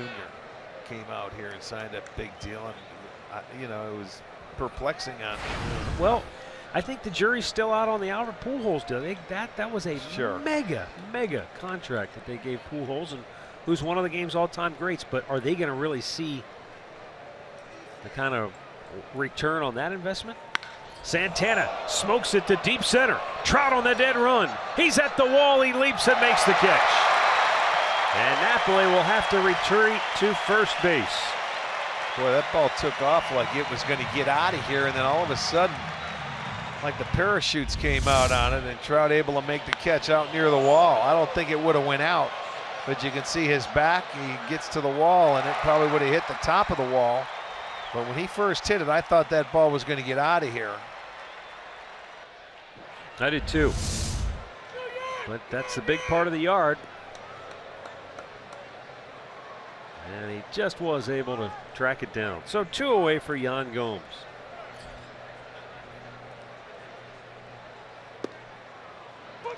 Gomes shot one to deep right his first time up for a double and came around to score.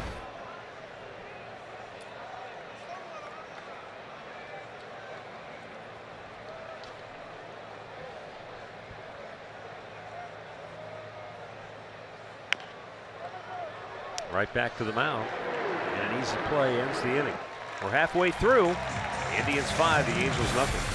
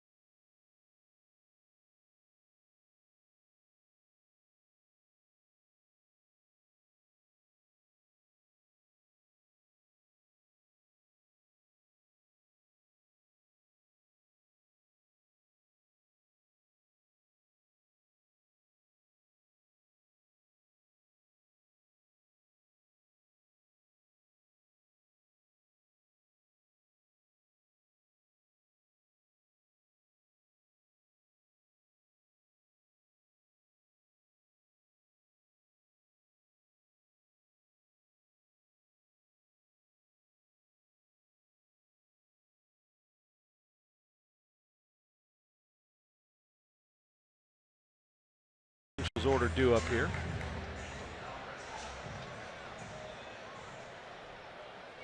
Johnny Giavitello will lead it off.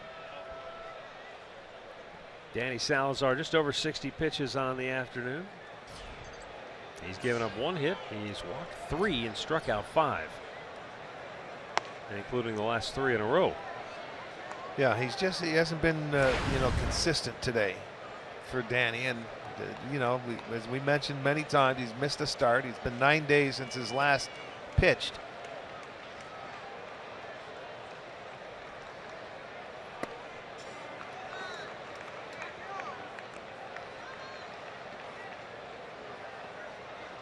Sometimes he just looks like he's battling himself.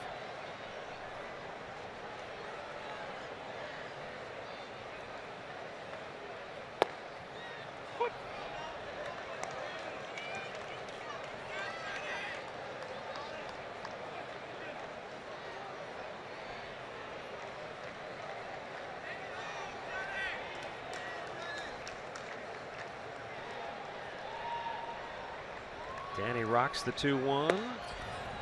Caught the corner.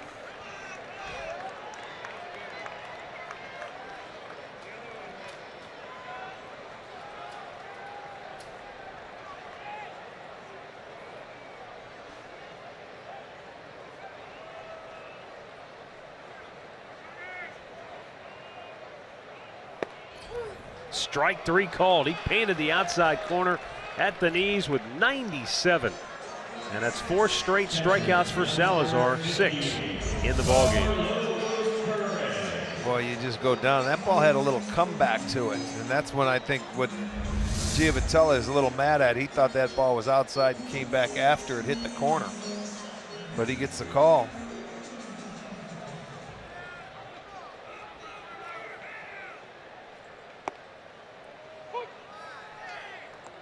Carlos Perez, fly to left, his only time up.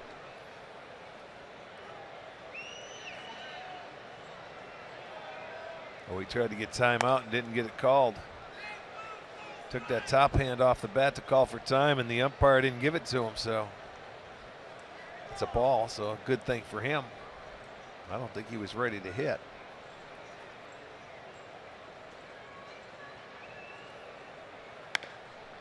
Fouls that one over toward the dugout.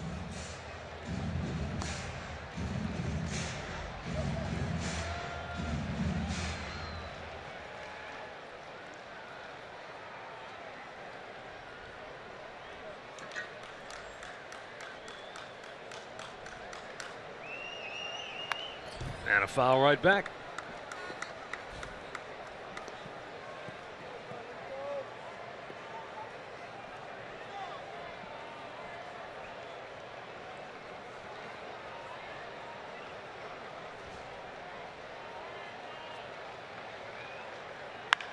High and foul out of play.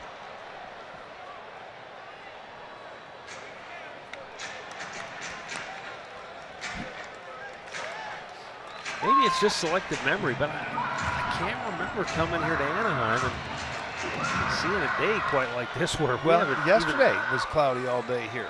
It even rained in the morning. It's been a long time. Swinging a foul over the dugout again. You know, normally this marine layer will blow off here by noontime or something like that where the clouds clear, but for the last couple of days it certainly has not. But it's sort of nice. I don't mind it here. It's a different, usually it can be hot and very, very sunny and bright here during a day game. And normally we're playing on getaway days 4 o'clock games, you know, when we're here. Yeah, during the week, absolutely. Yes. Yeah. And we have in the past, but a nice 12:30 start today.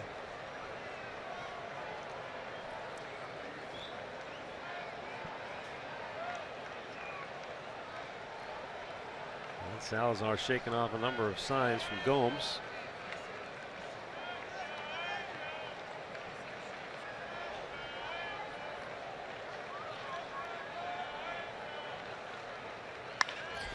Chopped up the middle, and it's through. And that base hit snaps the strikeout string of 4 Ks in a row by Salazar.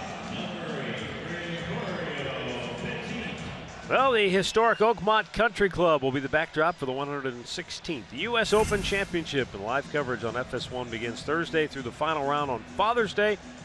And Jordan Spieth will try to defend his title live on Fox Sports Go.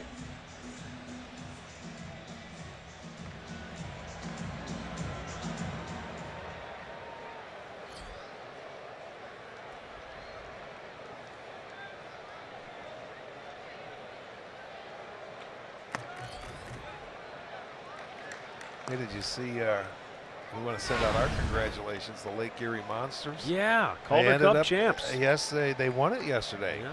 1-0. I think I saw almost 20,000 there.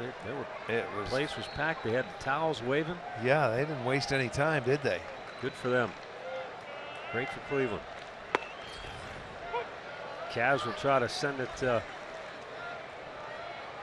an extra game. It's tomorrow night. Tomorrow night they play, correct, over in Oakland in the Bay Area. Draymond Green will not be in that game. He's been suspended for 1 game.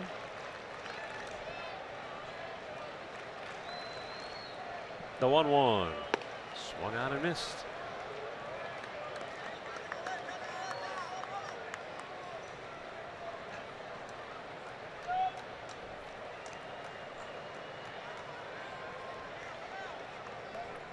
Gregorio Petit, 1 for 7 in the series.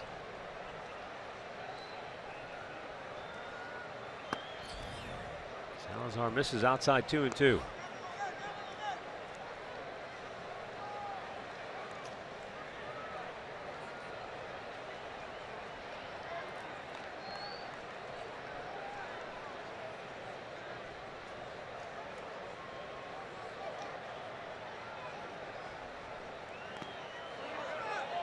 Nice block by Gomes. 5 consecutive batters did not put a ball in play in this Angel lineup. Starting with the walk to Pujols and 4 straight strikeouts. And Perez with the seeing eye single up the middle. Yeah, and you know, it's just there hasn't been a lot of action as far as when they put the ball in play.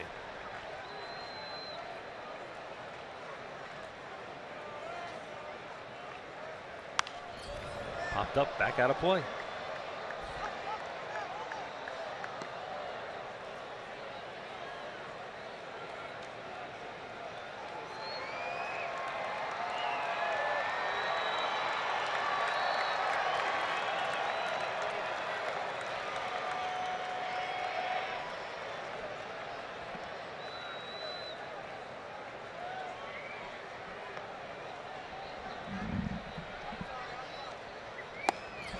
Tied him up with a good fastball. Petit slams the bat in frustration. 7 strikeouts for Salazar, 2 down in the inning. Well, he can frustrate you as a hitter, boy. He can elevate. Again, once you get to 2 strikes, he's got such a good changeup that by the time you look upstairs and you get that fastball, you really can't catch up to it. It's very difficult to just foul off. Well, he's got 7 strikeouts. He has walked 3. He has given up 2 hits, but he's really been in control, in command, I should say.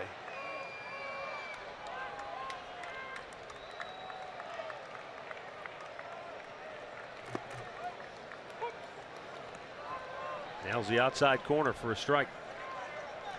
Cole Calhoun fanned in the first, fly to left in the third.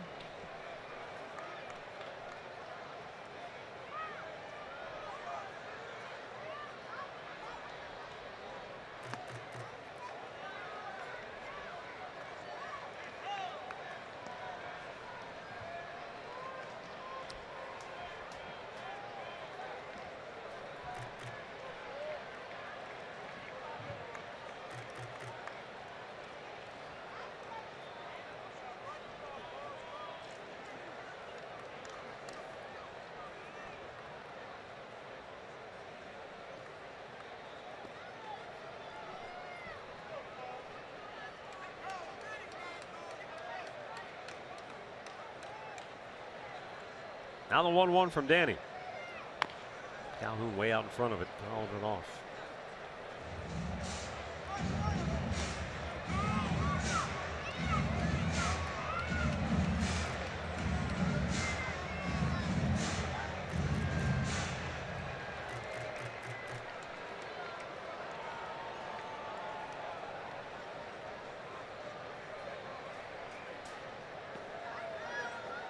It's one of those weird games, isn't it? Yeah. Just doesn't seem to have any rhythm to it. It's got, it's dull.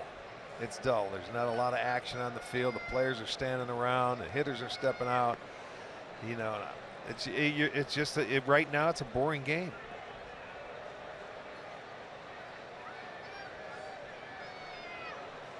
Salazar ready with a 1-2.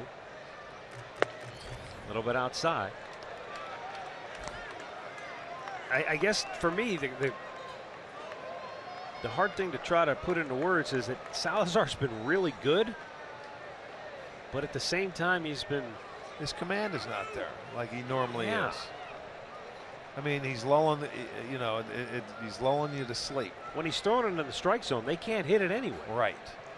But that's his problem. He's not consistently throwing it in there. How many 3-2 counts has he had today? He's had a number of them. I mean, a number of them. We're in the 5th inning. As I said, he struck out 7. He's walked 3, but he's been deep in the counts. And normally, Danny is much, he's got a much better rhythm going to him. It's like he's out there searching for it. But when he, as you say, when he gets it in the strike zone, they can't do anything with it.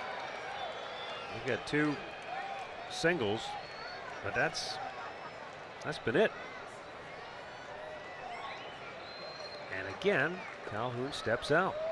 Well, a lot of time in between pitches, and that's one thing when Salazar gets going, gets on the mound, that's the rhythm that we talk about, and he doesn't have it today. No. Tempo, rhythm.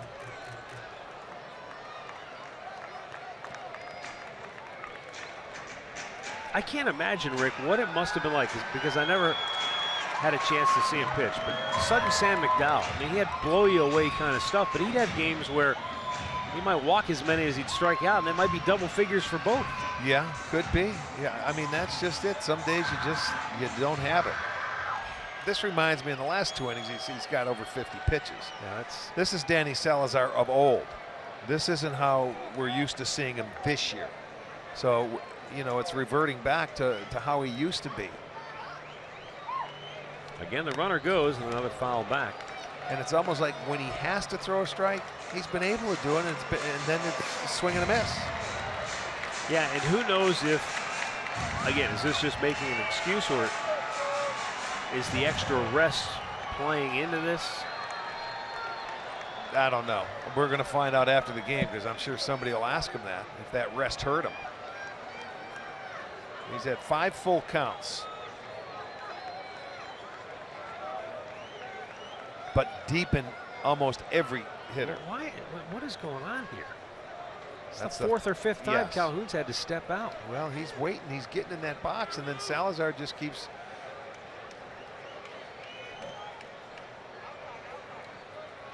Swing, and this, he strikes him out. I mean, absolutely confounding kind of day. Danny Salazar has struck out 8. And through 5, the Indians 5, the Angels nothing.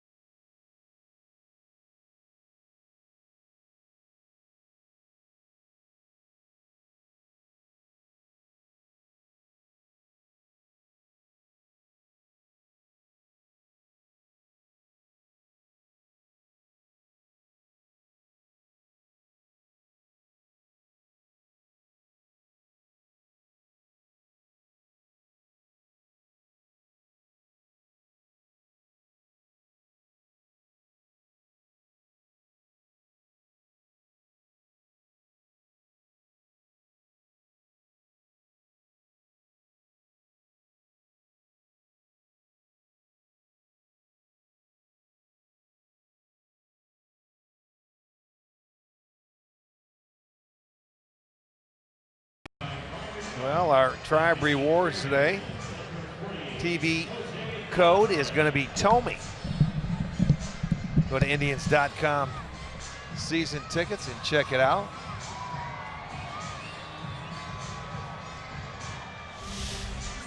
All right, so we go now to the 6th inning. Tyler Naquin will get his first at bat. He came into the ball game when Juan Uribe had to leave after he took a ground ball and knocked him out of action.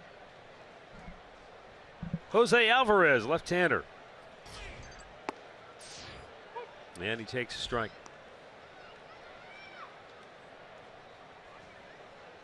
Cam Bedrosian worked a scoreless inning.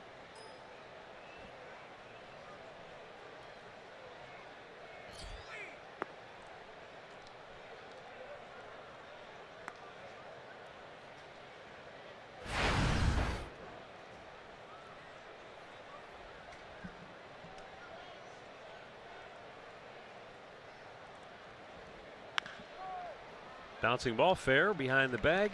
1 down.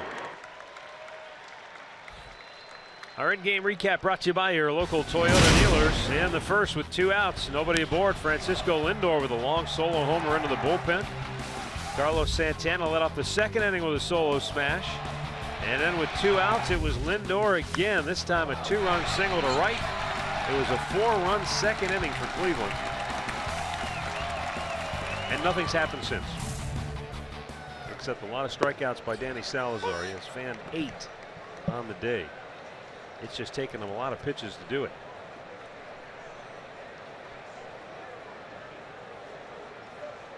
Lonnie Chisenhall 0 for 2. Yeah, you're right. This game has taken on the exact same feel as the Friday series night opener. Yeah, because and you know they're going early through their bullpen, and he's got to pace it and stretch it out, and that's where the bullpen, their bullpen, speaking of the Angels, did such a good job, and they're back to do the same thing again today after the starter gets shelled early. 2 down now for Michael Martinez. Third baseman, number 1, Michael Martinez.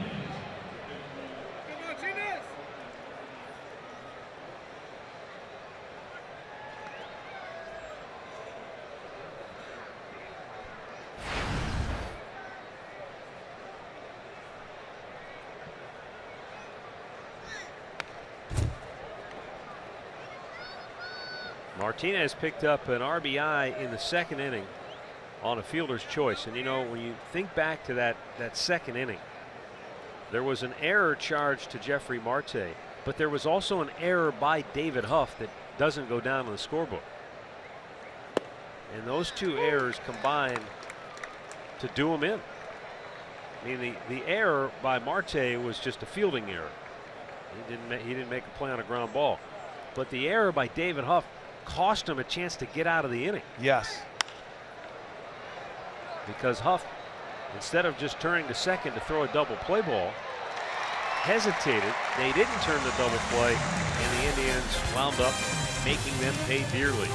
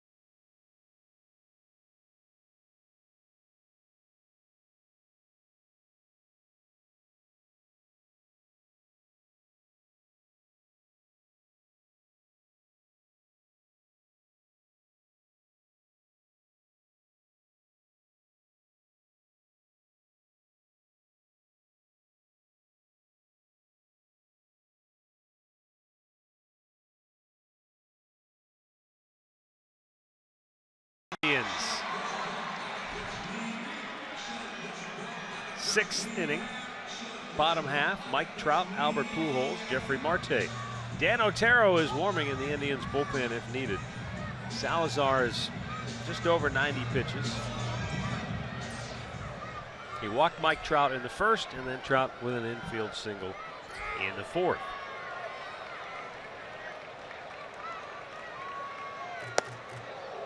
And Mike Trout, when he had that base hit in the 4th inning, it's the bouncing ball that knocked Uribe from the contest. 2nd time on the road trip an Indians player has had to leave with a testicular contusion. It's unbelievable that that's happened twice in the span of just a few games. You know, we just saw that low fastball down and away, and he makes it look like it's unhittable. But he hasn't been able to do that consistently, but that's where a lot of the strikeouts have come today, with his good low heater right there. He struck out Cole Calhoun to start the game and looked overpowering. And then he walked Mike Trout on 5 pitches, and all 4 missed low and away. But it was sort of a precursor of what we were in store for today. At times dominant and overpowering, and at other times just off a little bit. And I just don't think he's commanding any of his off-speed pitches. That's the problem. And he walks Trout for the 2nd time today. And he's going to bring up Albert Pujols, who walked his last time up. Let's go down to Andre Knott.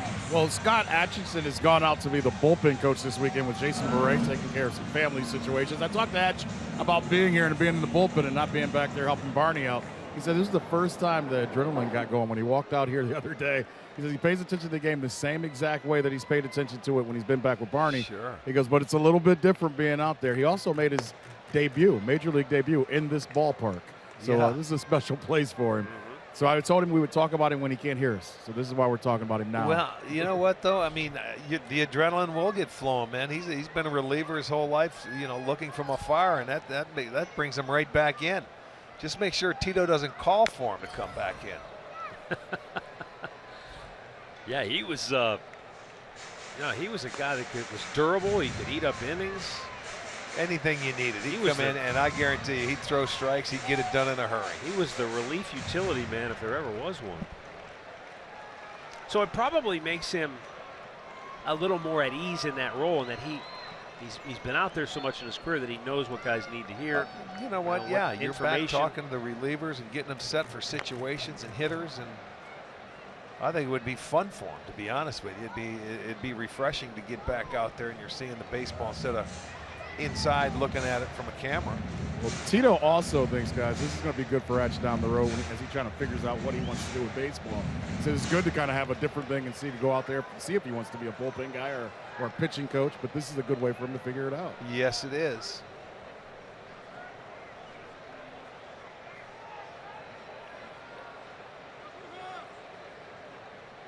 Now the 1-2 hit to third, double play ball. Martinez to second for 1. And Ramirez flips it to first. Double play. Hey, Andre, is Tito banging on the glass down there at all tonight? A couple times, but it's more the people behind us that I think we had a problem with. You see the nachos that people are eating now here to the left. Yeah, pretty good. I could sit here all year long. I might gain 50 pounds, but it'd be pretty good. Now, normally, Andre's got like room to roam, and he's got more of an open area, but he's in a pen. He's confined down there. Well, I guess every ballpark is different, isn't it? See, he looks like he's in the penalty box. He's caged. Love it. The Taz is caged. The Taz is caged, finally. we were looking for a ballpark to put him in his cage. We found it. We're staying here. Andre, bus is at 7 tonight. Ball's hit pretty well. Marte sends one to deep left. And that baby is out of here. Jeffrey Marte continues his extra base hitting binge. That's his 4th home run on the year, and 6 of his last 9 hits have gone for extra bases, 4 homers and 2 doubles. Well, they're on the board with one swing. It's the 5th home run allowed by Danny Salazar. Looked like a breaking ball to me. Yeah, it was a breaking ball, a slider. He cut under and it stayed high, and they go a long way. He got the barrel head of the bat out there, and it carries. That'll do it. Salazar's afternoon will be over. He goes 5 2/3 innings, allows just 3 hits and the 1 run. But back into the rotation, and I'm sure it's good to be back. And we'll see how he feels later. So a timeout for a pitching change. Dan Otero is coming on for Cleveland.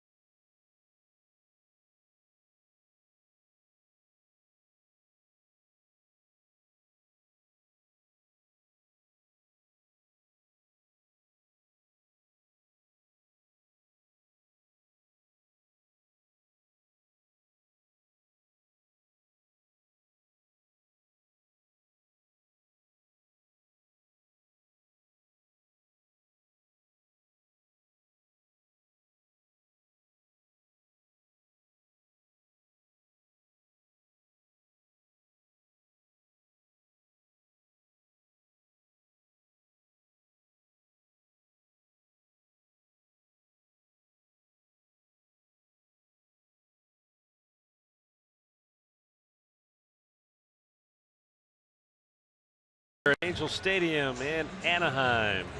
Dan Otero, the new Indians pitcher, will be facing C.J. Cron with 2 down and the bases empty. 5-1 Indians lead.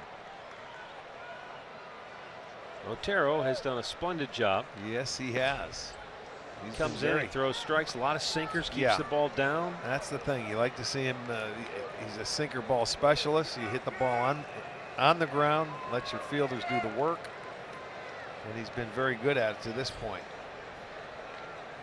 There's a base hit left center, and that's going to go all the way to the wall. And C.J. Cron pulls into second base with a double.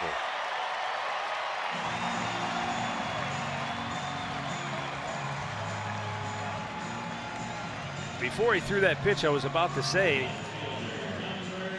the Angels should be pretty familiar with him after spending that time in Oakland. That wasn't a sinker, though. That was a slider that he left up over the plate and plugs the gap in left center field. So Cron gets his 9th double. Yeah, they've faced him a number of times.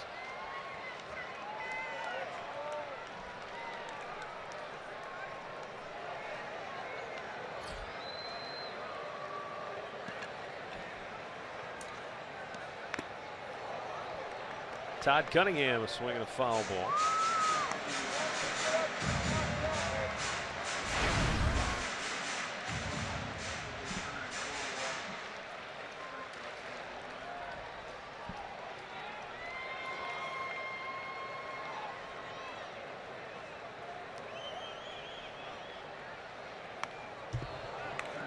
Back-to-back foul balls, 0-2.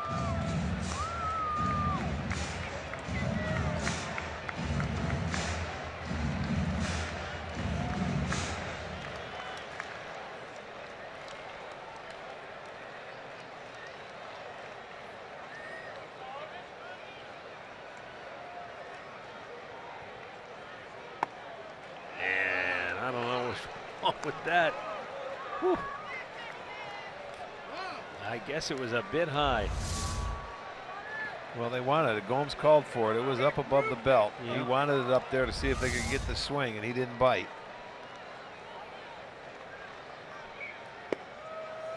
Off the dish, 2-2.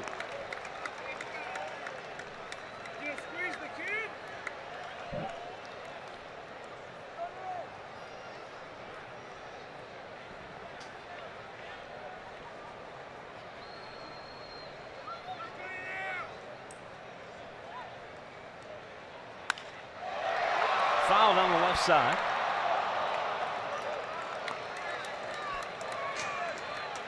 Sun trying to burst its way through the clouds.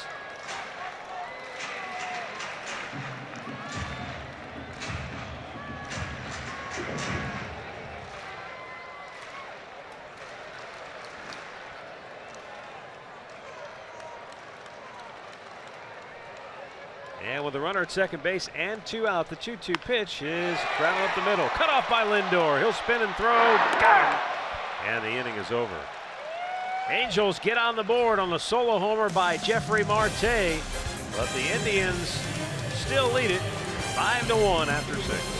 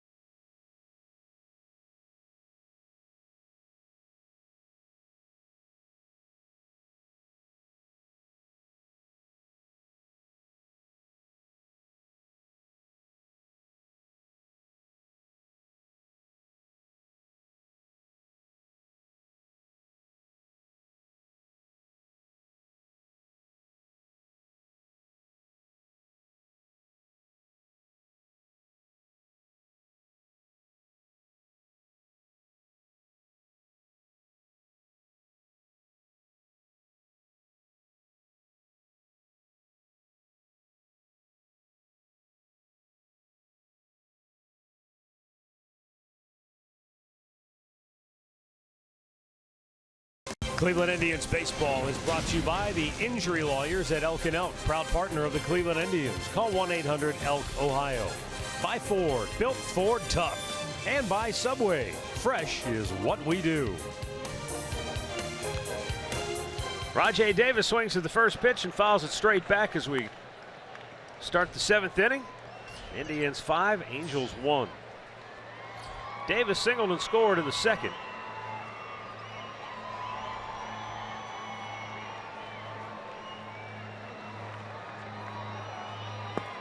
And a low pitch evens the count. The Indians jumped out to the early lead in the series opener, then went 15 innings without scoring a run.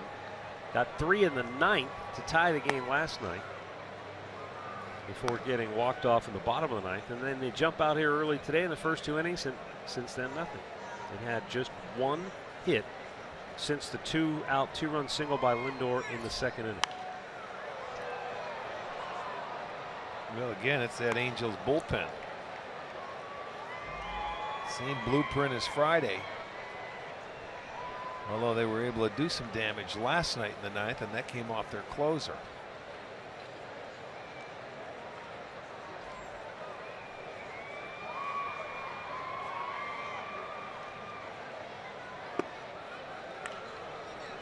Does something or can something happen to a lineup where you score a bunch of runs early, and is it like a complacency thing, or you just? Well, I don't know. I wouldn't say complacency. You go up there and you try and do your job, and you get on base, but it's been shut down. They only have 1 hit. You know, we talk about sometimes when you're struggling, you get a couple runs early and everybody relaxes and you have a big day.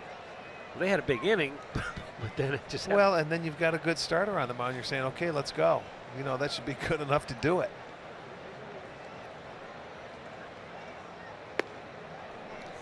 There's a walk by Jose Alvarez. Rajai Davis aboard to start the 7th. We'll see if the Indians can. Let's see if that can do add it when to the you lead. get the leadoff man aboard. You know, Andre, we were talking about Jose Ramirez earlier. You know, Rick and I were saying how well he has played this year, and he's become an everyday irregular, if you will. Yes, you guys were talking about Mike Scioscia using Sean Figgins, and I was talking to Tito about it a couple days ago, and he says, I no longer look at him as a utility guy. He goes, I look at Jose Ramirez as a weapon. He goes, this is a weapon that I can put wherever we need, and he can help us. Right. Well, it makes sense. He's going to be in the lineup. It's just a matter of where you want to put him in there because he brings a lot of energy. He is your best clutch hitter on the team, and as the situation gets bigger, he gets better. You know what? You think back to it, Rick. Sean Figgins is an example. Mike Scioscia. Well, who was here during that time? Joe Madden. Who did Joe Madden find in Tampa that helped him? Ground ball up the middle. Zobrist. What a great backhanded play. They'll get the force on Rajai Davis for the first out in the inning. That was a terrific play by Giavotella, and somehow flipped it to Petit to get Davis for out number 1. Well, he's able to, Petit, I'm talking about, keep his foot on the bag as that one goes up the middle, splits second base. Then he gives a little backhand. It's offline, but he was there, and that helped it out. He got over there and waiting for the flip. You can see it was a little offline, but he's able to catch it and touch the bag for the force out. Nice play on both sides. 1 on 1 out now, Francisco Lindor. But yeah, Joe Madden goes to Tampa, and he seeks a guy similar in that role, and he finds Ben Zobrist, who's still playing for him today. Yeah.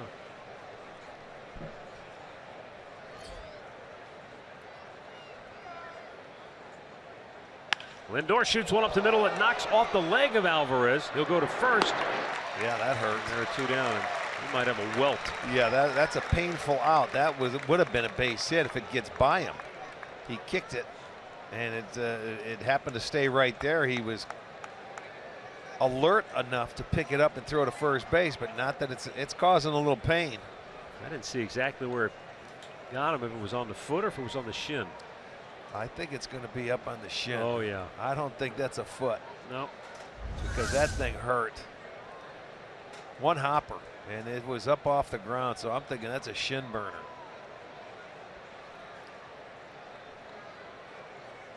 That's like a hitter fouling it right off. Oh, yeah, just below the knee on the shin on the right leg. Yeah. Ow. But you know what? You get the out, and you're saying thank you. You have to do it in a little pain, so he'll get a couple of warm-ups to see how it feels. He'll be fine. But that's where, as a hitter, you say, you know, you could have let it go through.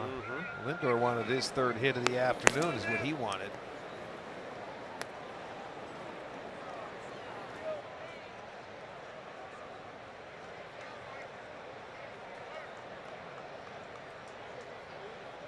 Mike Scioscia's taking a little extra time.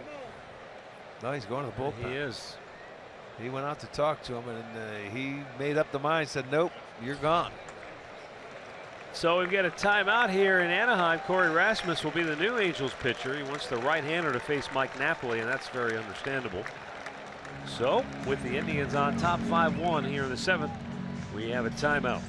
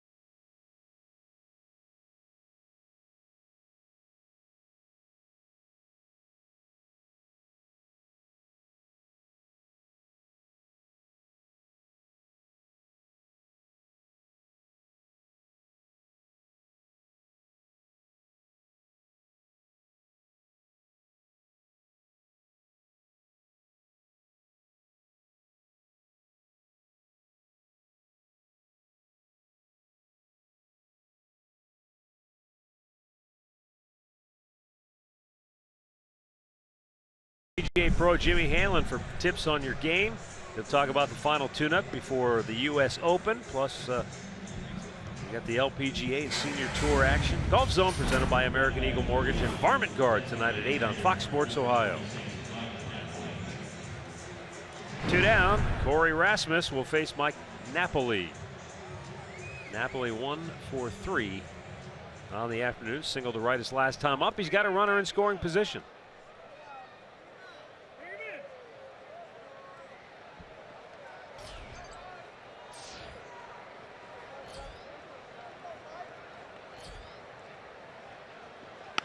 And Napoli promptly singles into center field. Ramirez around third. He will score, and the Indians get the run back. They lead it 6-1. Napoli delivers his second hit of the day and his 45th run batted in on the year. That didn't work out too well for him, did it? First pitch comes on. Napoli gets a breaking ball, hits it into center field. Now they get back on the board, make it a 6-1 game. Ramirez able to come around from second base. It's only the second hit that they have had since that second inning, but it drives in a run. Second hit for Napoli in as many at bats. 20 out of his 45 RBIs have come with 2 outs. He's been a very good hitter in the clutch. Now Carlos Santana, who homered his first time up and nearly homered his last at bat. Mike Trout caught the ball at the wall in deep center field in the 5th inning.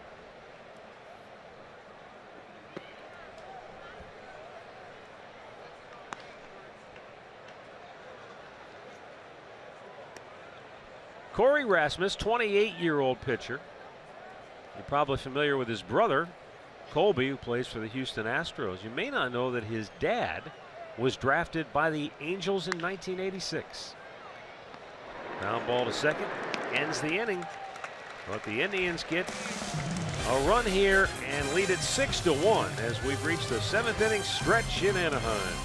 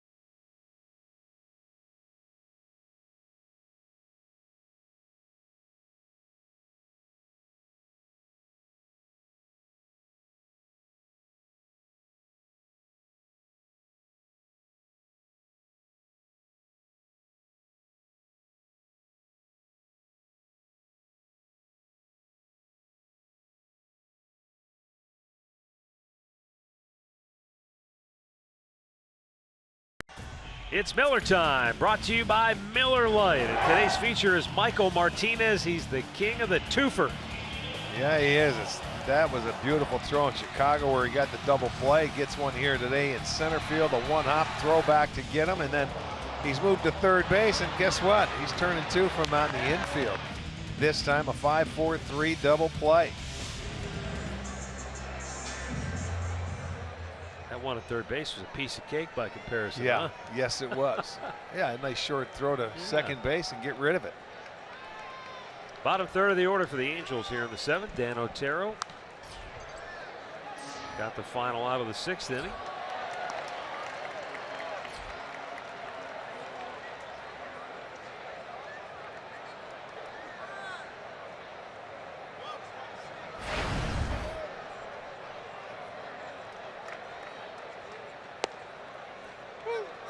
And a count quickly 0-2 on Johnny Giavotella. Left-hander Tom Gorzolani warming now for Cleveland in the pen.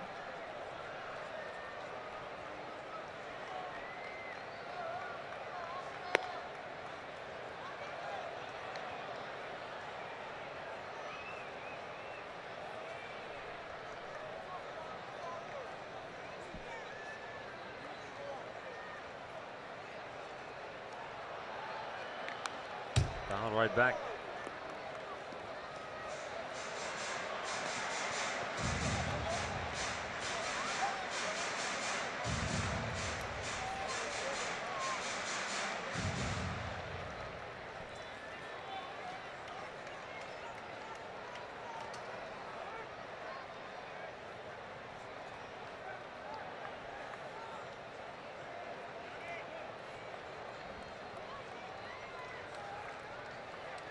Only other game still going on in the American League up in Seattle, where the Rangers lead the Mariners 6-1 in the sixth inning.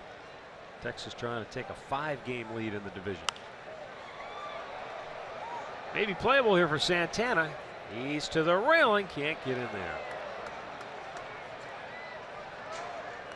Don't think he could have caught that ball even if he got over there first, but he sort of drifted over there. And he was not going to get there in time. He had to reach just a step late, but I don't think he could have got there anyway.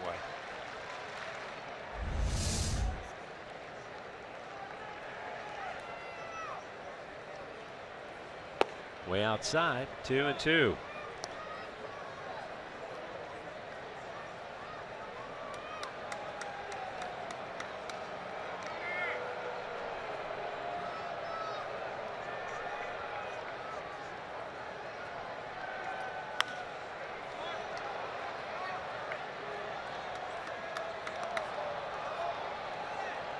Hey, we haven't had a beach ball in the field today. I know. We just had 3 of them they had to get off. We have. They didn't call timeout yet, though. I saw a couple down the line. But they are in play. In the air, right field. Ronnie Chisenhall. One away. Danny Salazar got the start today, 5 2/3 innings. 8 strikeouts as he searched for the command all day long, but boy, when he had it, he was unhittable. Well, look at the first changeup, and then it was just a steady diet of fastballs. There you go, down in the zone. And, you know, I don't think he had command of his off-speed pitches today, but he had the hitters talking to themselves with the fastball. They just couldn't catch up to it. But that's how Danny can get away with it, you know, have some issues. They only had, would they have 3 hits off him? Yeah. 3 hits off of that, and that's it. He walked more than they got hits. And then command, 8 strikeouts.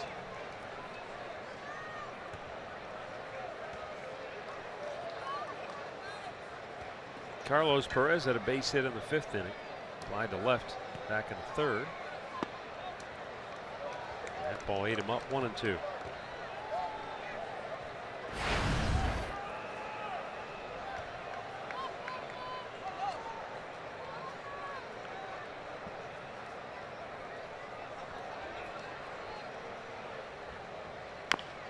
Hit off of his leg.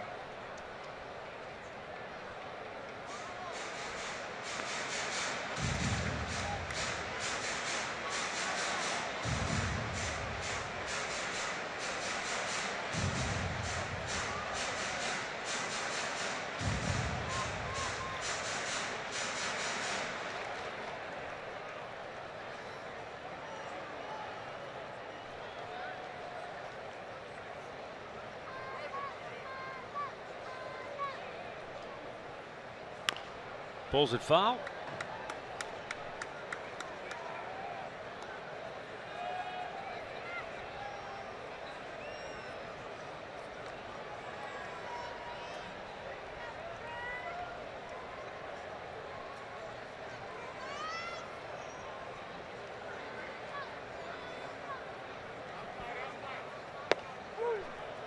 And Perez strikes out. 2 down here in the 7th inning. Watch the movement, the sinking action. Montero starts it off the plate. You can see it just come back down. The hitter gives up on it. He's going to end up walking back there a little frustrated. The 9th Angel that has struck out. And I told you before coming into the game, the Angels have struck out the least in the American League. They came in with 375 strikeouts, and they've gone down 9 times today.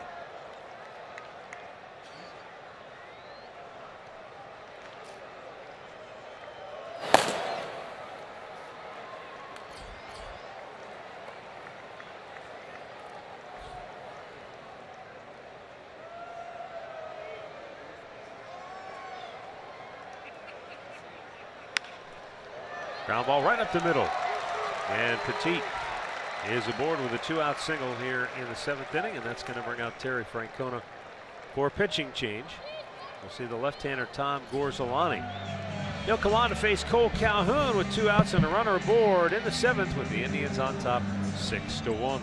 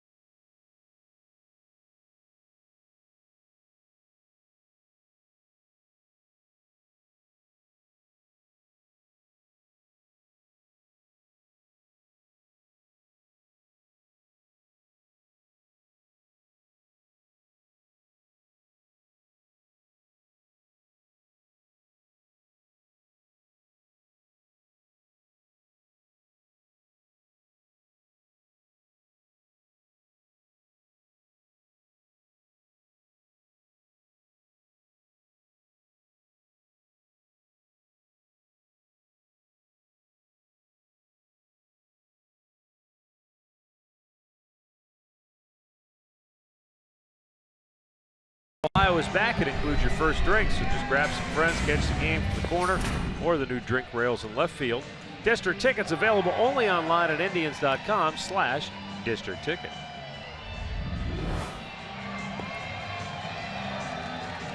Tom Gorzolani coming on for the Indians with 2 down in the 7th inning. Gorzolani making his 3rd appearance as a member of the tribe.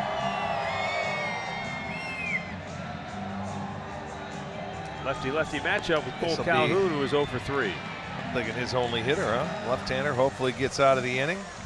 You got Trout, the on-deck hitter, and it looks like Hunter up in the Indians bullpen. Yeah.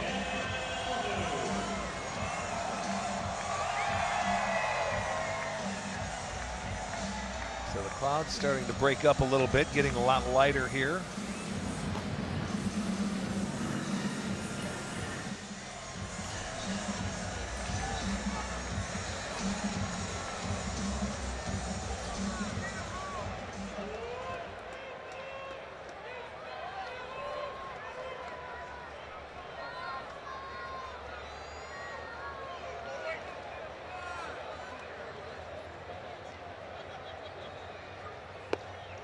Gorzolani slings it in there for a strike. Calhoun not happy.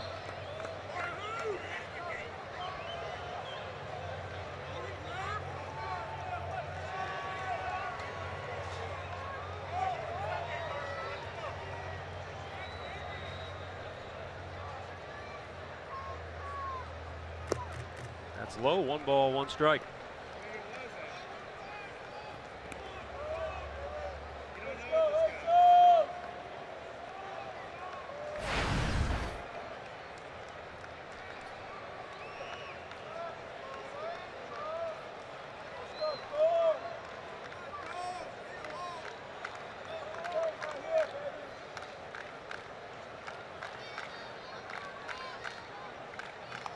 And a glancing foul back to the screen. 1-2.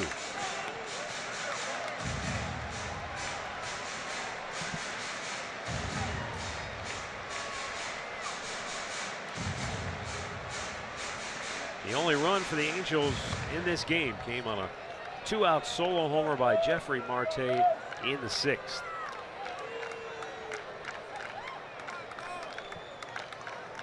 There are other 4 hits in the game, all singles.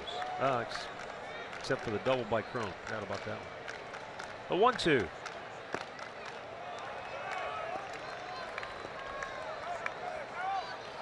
little different arm angle, trying to get him to chase that slider out of the zone, but he did not.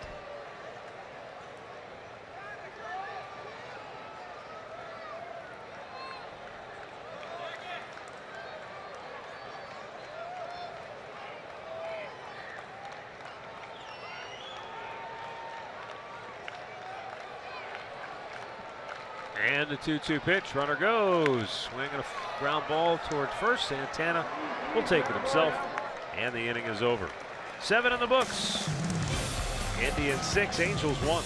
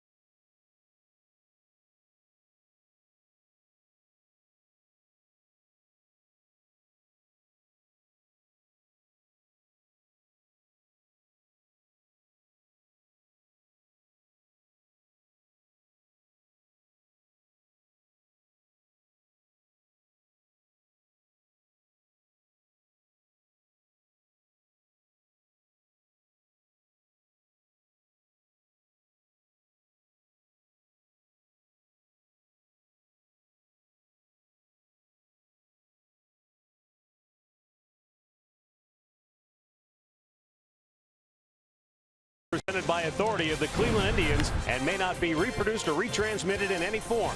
And the accounts and descriptions of this game may not be disseminated without the express written consent of the Cleveland Indians. 6-1. Indians on top. And as we go to the 8th inning, a new pitcher for the Angels, Neolis Guerra. Again, he pitched in Friday night's ball game.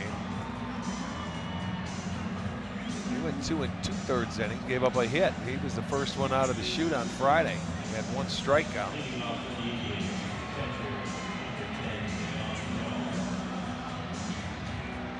Remember, he had a good changeup as well.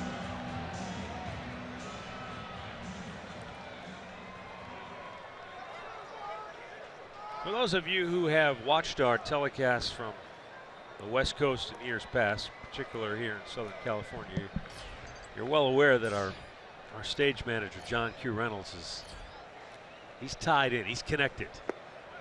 He knows all the hot spots, he knows who's in, who's out. So he gives me this tip, got to check out this website, baseballstories.com. A lot of good information there. So I checked it out. Baseballstories.com is for sale if you'd like to purchase the website. Not even a working website. That's why I go there. Slides out one away. You're unbelievable, Q. You are Well, you get a good deal if you want to look up a story.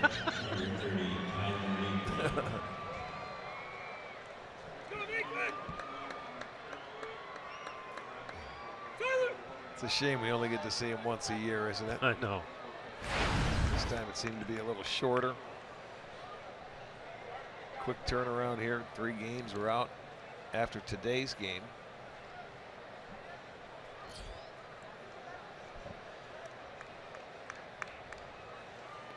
In the dirt to Tyler Naquin, who's 0 for 1.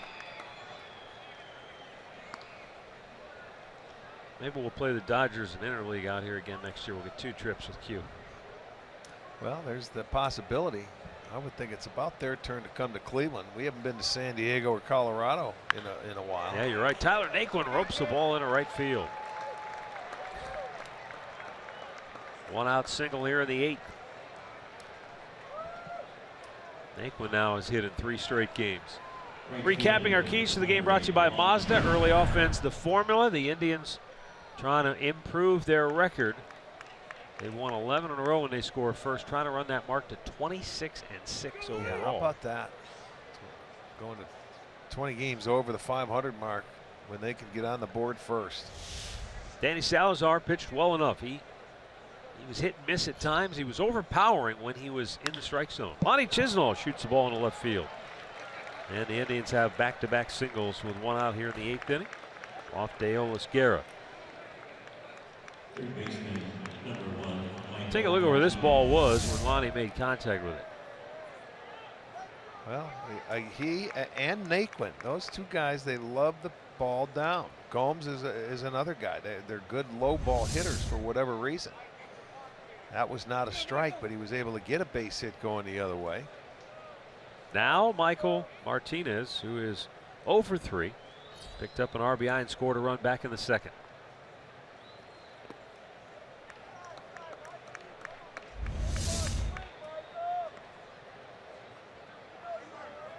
You see the swing from the side, stayed on it. For Chisenhall, that's his first hit of the day. Timeout for a beach ball on the field. I knew we wouldn't get through without one.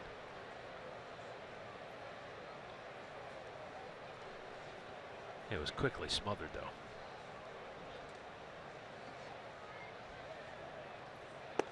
Oh, Martinez waves at a good off-speed pitch by Guerra. Count 1-1.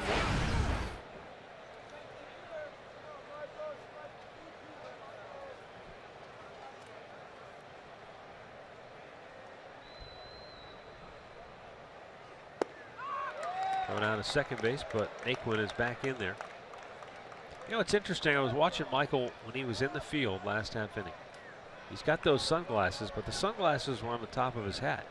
But now when he's at the plate, he's got the sunglasses on.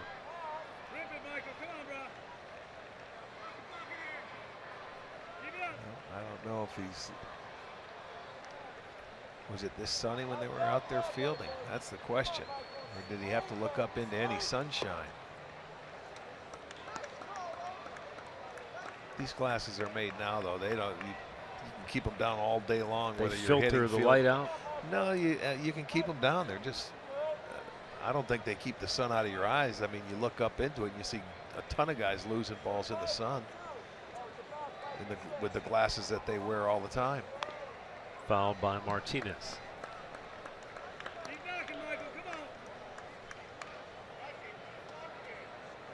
I thought I saw somebody wearing the blackout shades. Might have been Cole Calhoun and Wright. Somebody had them on, the old style flip downs. Okay. At least somebody had them, at least it looked like well, they did. Make those in a lot of different shades where you can really stare up into the sun, and you would probably need those here in LA on a normal sunny Sunday afternoon. No, he's just got the normal blades. When I saw him from afar, it looked like, because he's got the eye black on, and it looked like the little, you know, on the flip downs, it's got that little extra piece.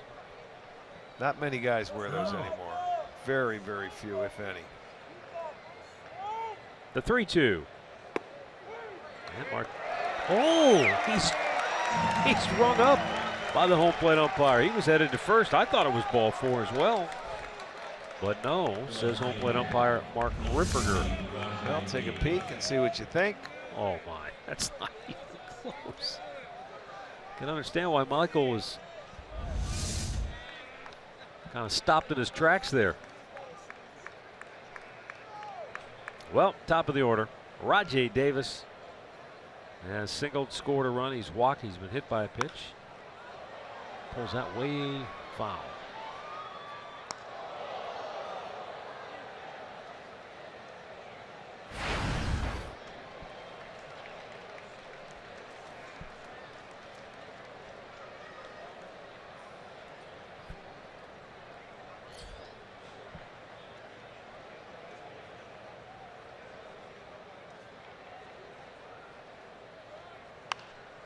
High pop, foul the other way, and out of play.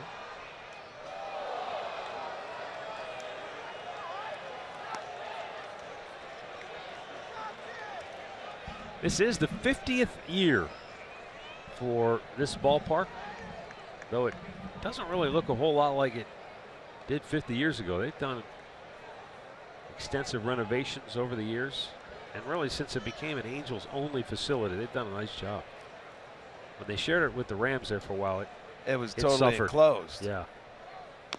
Pulled it foul. And before that, I mean, we're going back when we used to come here. If left center was open, they used to have the big A sitting out there. Yeah. You know, totally different. It was, and it carried much differently than it does now. I mean, at night, it was tough to hit a home run. You better do it in the first couple innings when you come out here. It's a little more friendly than what it used to be. The 0-2. And Rajai takes inside.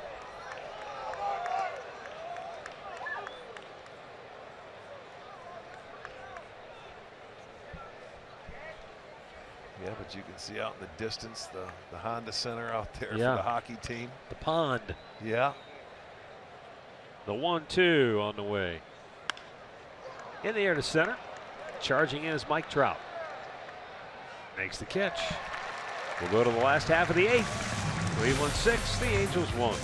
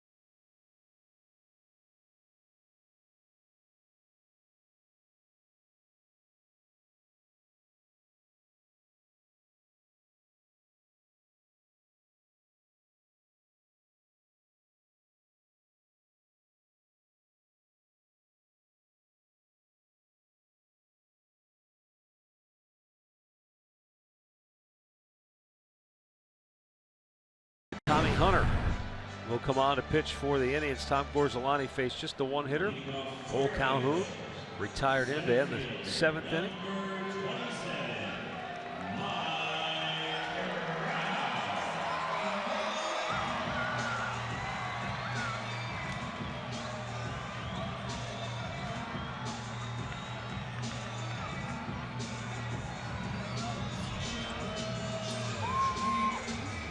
Orlando, of course, home to the Magic Kingdom. Murph tried to go to Disney here in California. Was it Disneyland here in California? Yes, yes it is. They wouldn't let him in.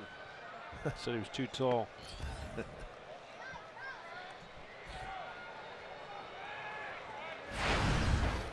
Mike Trout singled in the fourth. He's walked twice.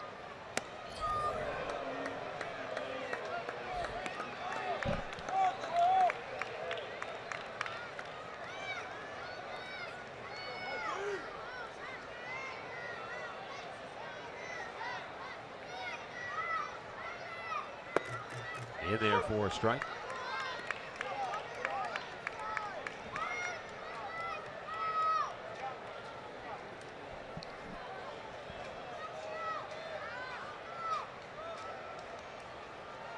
Oh, drilled Trout. Got him on the right hand.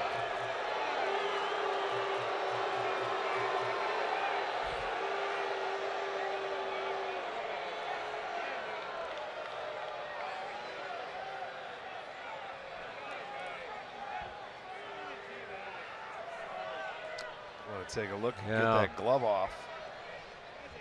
When you've had the kind of year the Angels had with all the injuries, oh yeah, that's the last thing they want to see. Just a fastball that got away. Well, it was hard to tell from that angle but you can see as soon as it hit him, you can see him drop the bat and he shakes his hand, and it's a top hand at that.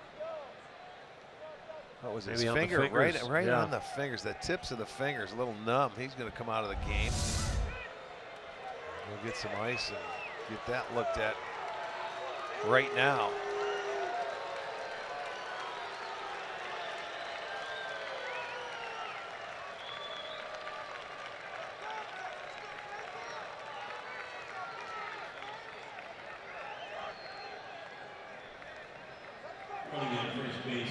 Let's see who's coming in here. Is that Robinson?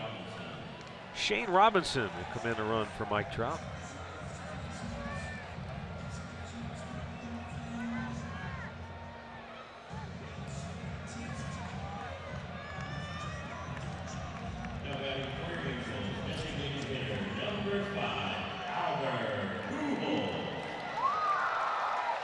Albert Pujols will be the batter.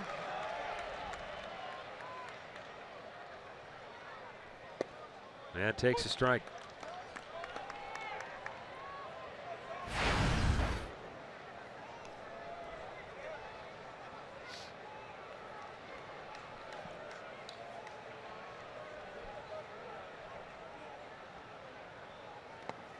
Bounced in front of the plate.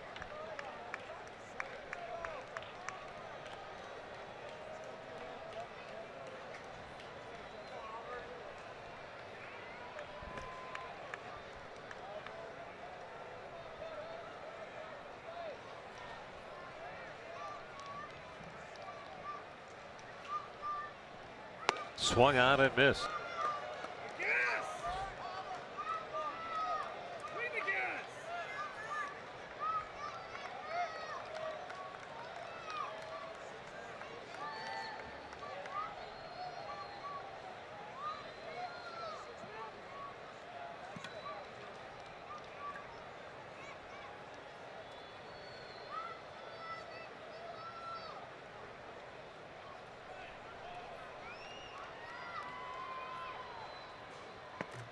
Down low and a full count. Really, Blue? Really?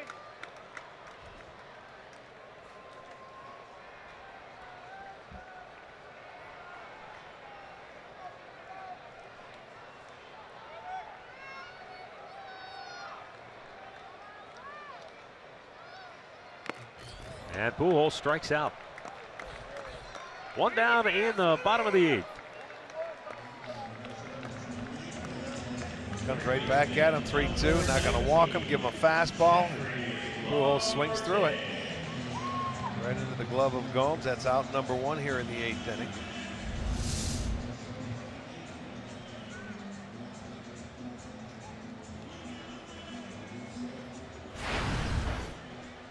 Now Jeffrey Marte launched a home run to left field back in the sixth inning. That was the last batter that Danny Salazar faced today.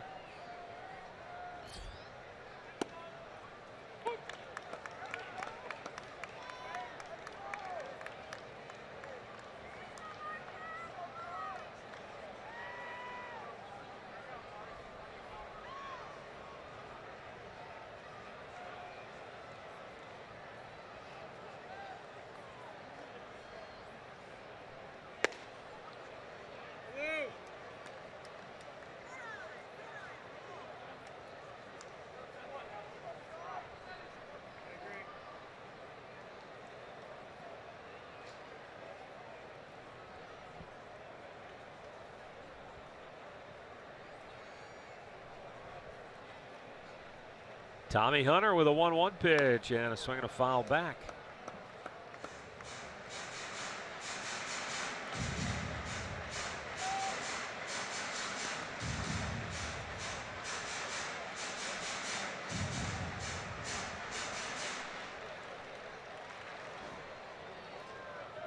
Well, I'll tell you one thing, Arch. When the sun came out, it burned the clouds off in a hurry. Yes, it did. Bright sunshine. I mean, this is how it usually is every day, but it gets this way about noon. Now the 1-2. And it's outside. 2 balls, 2 strikes with 1 out in the bottom of the 8th.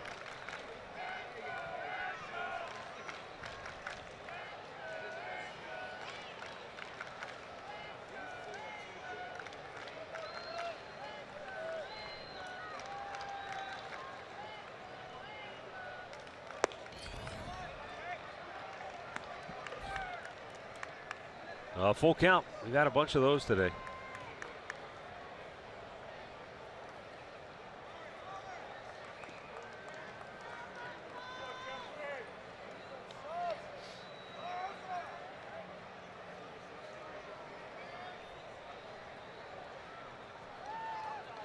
Runner goes, payoff pitch is swing on, foul back to the upper deck.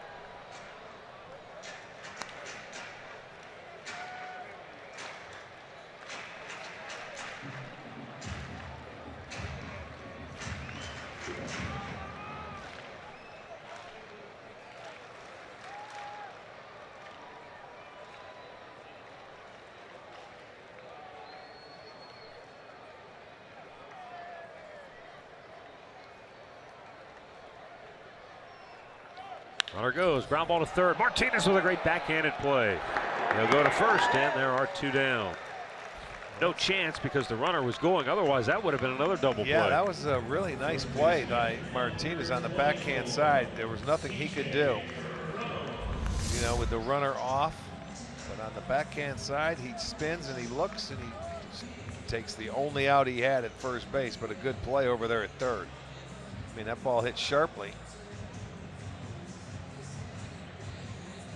There you go. That's the second out. And that will bring up C.J. Cron, who doubled his last time up.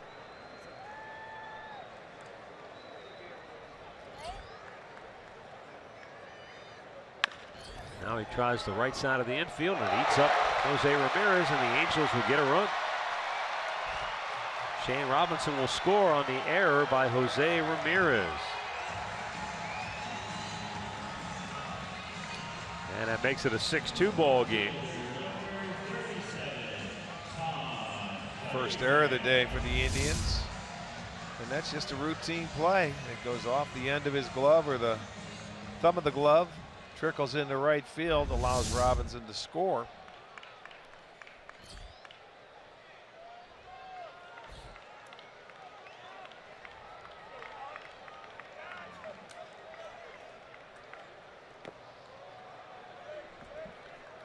Todd Cunningham was showing bunt, but pulled it back.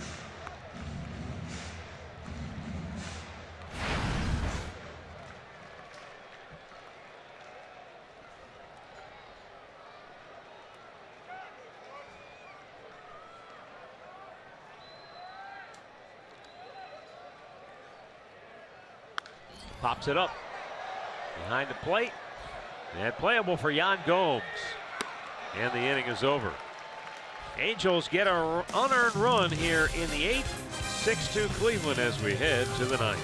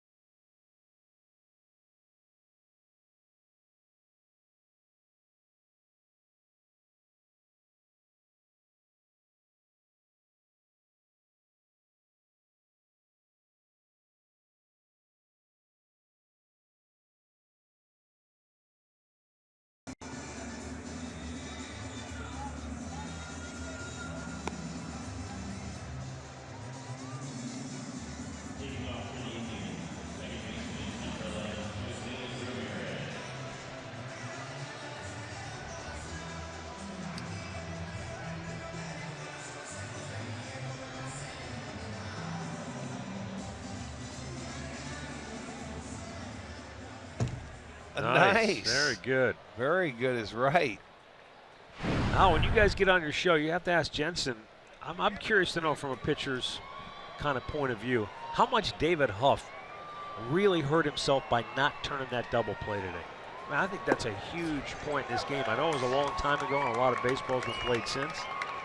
But, you know, early in the game, when your defense makes an error, you've got to sometimes pick them up. And then when you make a mental error on top of that, that really compounded problems for the Angels today. And the Indians, they pounced. And that's what you have to do, don't you? Yeah, they did. They get the extra out. They take advantage of the situation, and they ended up putting a 4 spot on the board.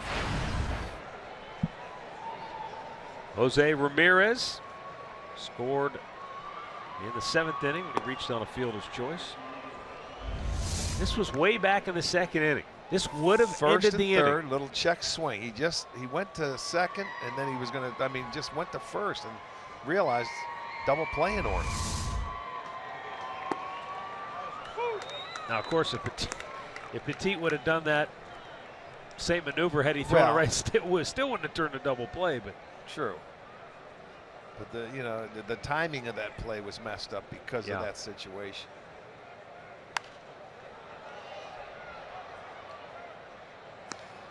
Funny how that seems to work, though, when you're having one of those years like the Angels are having. Those are the kind of little things that happen in a game that cost you. Oh, yes. Well, you're going up against a quality pitcher. You know he's not going to give up many runs, let alone hits. I think the 5th time today that Danny has given up more walks and hits on the year. Yeah. You know, so. Well, he came in, what was he, 2nd in the league, hardest to hit off of? Well, yeah, as far as he was the stingiest as far as giving up hits, 2nd in the ERA, but you know you're in for a tough day to begin with, so you're not going to score many, so you can't give up anything. Ramirez shoots one to right, and it's caught by Calhoun. 1 down. Shortstop, number 12. Our Pat O'Brien play of the game happened 3 batters later after that misfire by David Huff. With 2 down, Francisco Lindor knocked in a pair. And that put the capper on a 4-run inning and knocked David Huff out of the game. He went just an inning and 2/3, and the Indians never looked back. There's his 3rd hit. He was taken from another hit in his last at-bat where he hit the ball off Alvarez, went off his shin. He was able to pick it up and throw him out, or he could have 4-hit game. Yeah. He finds the hole here. No, you're right, though. That day off yesterday, or at least most of the day off. Yes. Just a mental break. You know, every once in a while you've been in a busy streak. Last few weeks of playing every day, West Coast trips, getting in late at night. They certainly help when you can get a day off. And he's been playing every day all year long. And Kipnis had the day off today, which is good. Going into Kansas City, it's going to be hot, humid, and a big 3-game series there to end up this trip. So they win this series. They have to get 3 more outs to do it, but they'll be in good shape.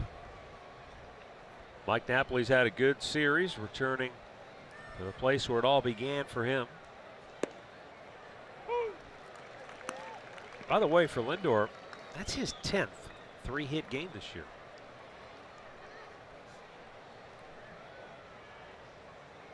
Well, that's how good hitters do it. Boy, you get greedy. When you get 1, you together, want 2. yeah. When you get 2, you want 3. You know, Brantley was like that last year. Kipnis was like that last year. Think of the month of May. He had the number of 3-hit games in a month. 2 down, and Carlos Santana will get 1 more at bat today.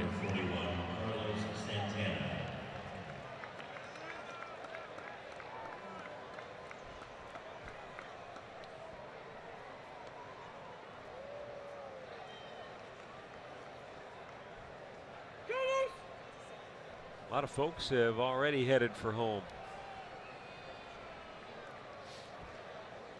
Well, it hasn't been a very exciting game today, especially for the Angels. They have 2 runs on the board and only 5 hits. Look out, Sandy. Yeah, and They've been doing a better job offensively, at least, of late, scoring more runs. Well, it comes down to their pitching, right? I told you in the month of June an ERA of well over 5. Yep. And you just can't win many games because you're always playing from behind. And case in point is that the series here. The Indians jumped out early and uh-oh. Santana deep. Is it fair? It is gone. A home run. Carlos Santana with a towering shot down the right field line just inside the pole for a 2-out, 2-run homer to put the cap on a terrific performance by the Indians here this afternoon offensively. They started with a bang, and it looks like they'll end with one as well. It's now an 8-2 Cleveland lead. Yeah, Santana, his second home run of the game. He hit his first home run of the year from the right side of the plate in the second inning, and this one was high and deep, and he's talking to it. Please stay fair. Well, guess what? It was inside the pole. It goes as a 2-run homer, and they make it an 8-2 game. Redbird said third time in Santana's career he's hit a home run from both sides of the plate.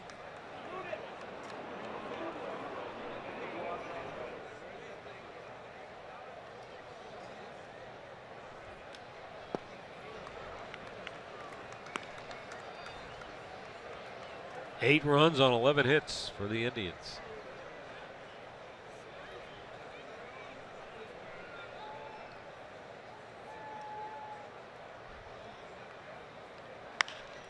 And a high pop to center. Inning over.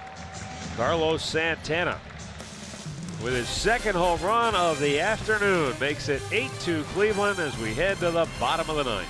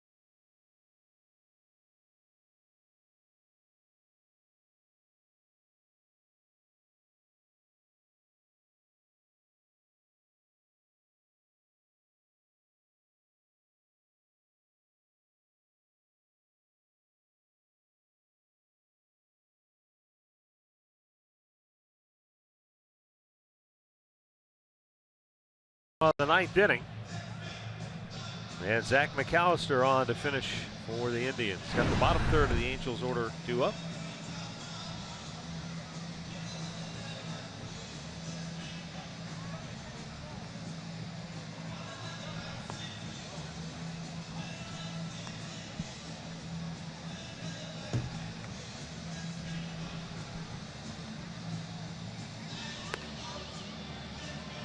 Johnny Giavotella, Carlos Perez, and Gregorio Petit due up. Tomorrow night, we move a little closer to home. We'll be in the Central Time Zone. So we'll have Indians baseball for you tomorrow night, 8 o'clock, when Carlos Carrasco goes to the hill against Edinson Volquez.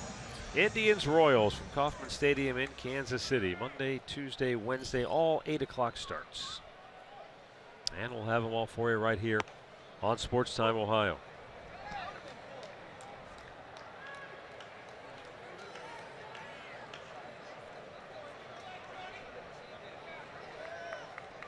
Zach McAllister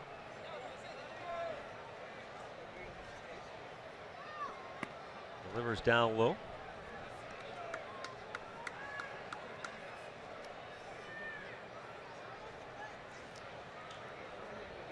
Last 4 appearances scoreless for McAllister with 5 strikeouts.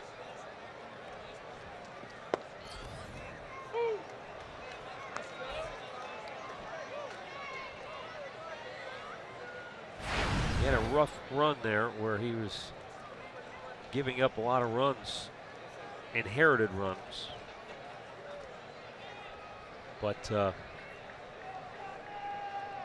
sometimes with the bullpen guy, you get on those kind of confidence building roles where one builds into another, into the next.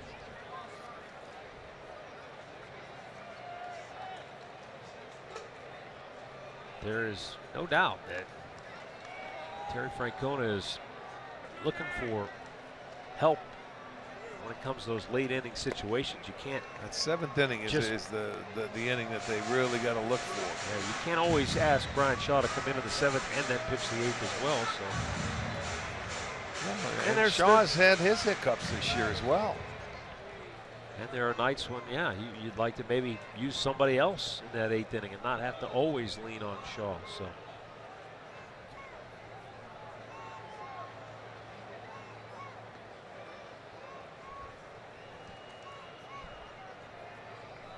Two balls, 2 strikes. And a little bit up and away, full count.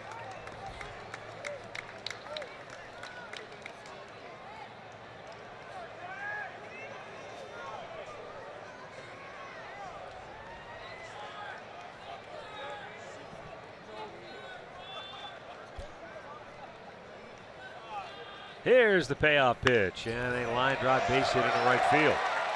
Giavotella will head to second, and he'll go in standing with a leadoff double.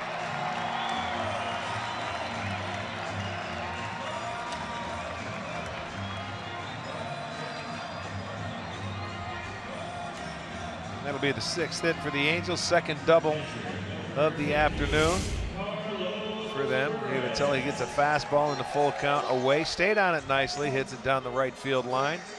He cruises into second base, his 11th double on the year.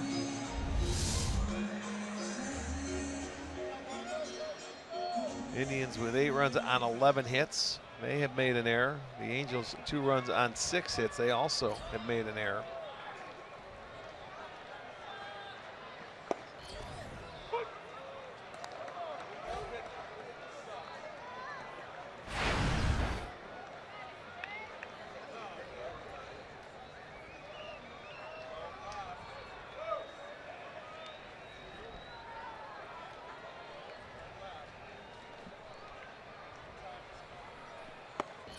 Swung out and missed, overmatched by that fastball.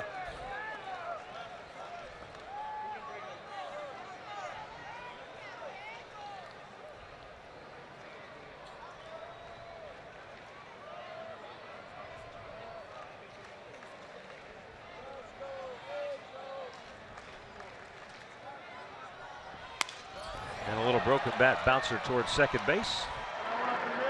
1 away.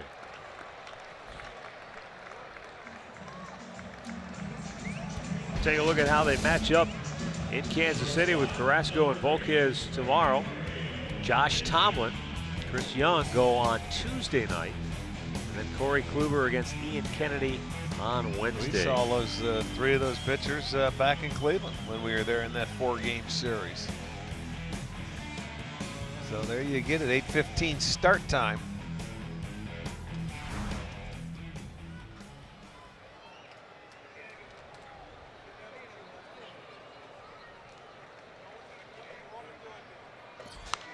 Fouled right back. Q's a little gun shy now, isn't he? Yeah, he's stuck in with everything.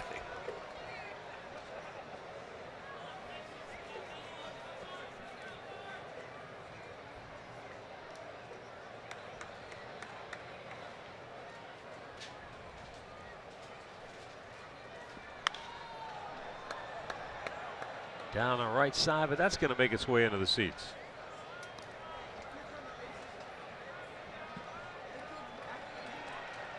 Yeah, young fan's got himself a great souvenir to take home. He stuck around long enough to get one. Yes, he did.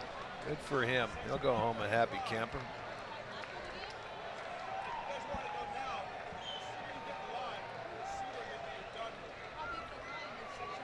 McAllister's 0-2 pitch is low and away.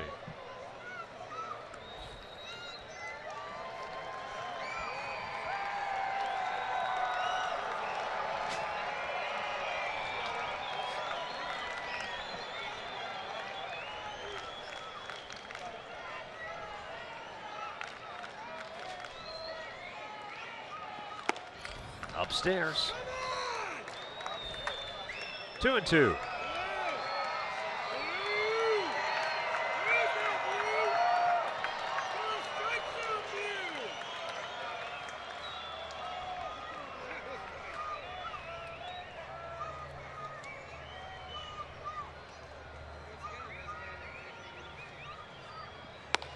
Just missed outside. And a full count.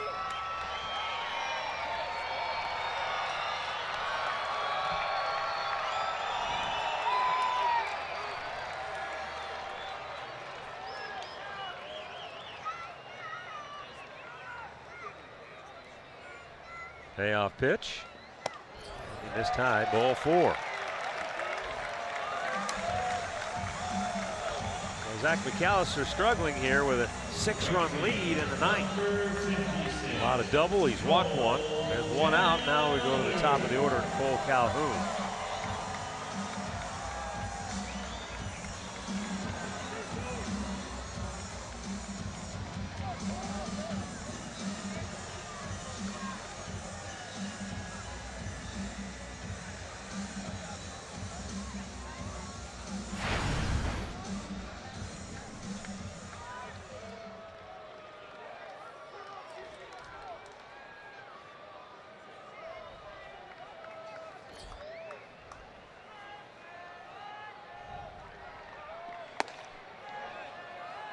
And it's ball 1.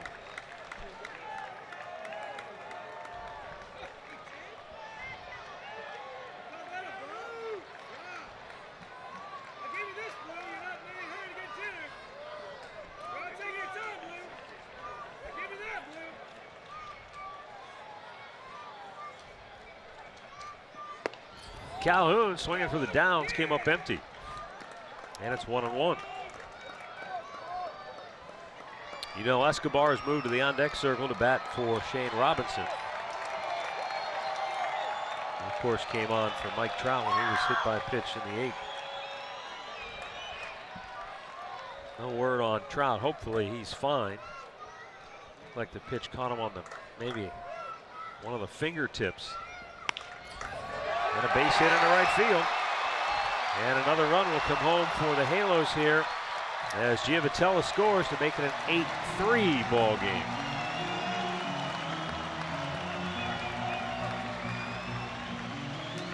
I'm sure the last thing they want to do is have to get anybody else up in the bullpen.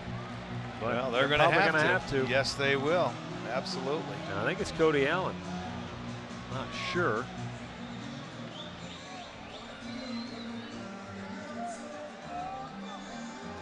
Mickey Callaway's going to take a stroll. Yeah, slow it down, let somebody get loose. You get one more guy on base, and that'll bring the tying run to the plate. Won't it? No, they got 2 more to go. No, Mickey's not coming out. Looked like he was making a move that way. Last night, you know, Escobar played the role of the hero with a broken bat bloop single to center that played to the winning run.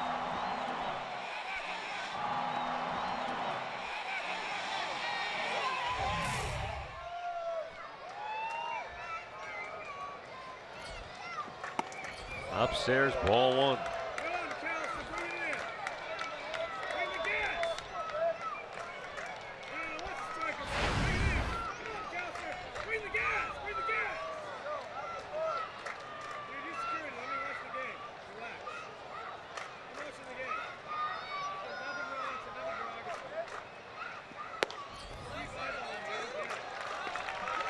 2 balls, no strikes.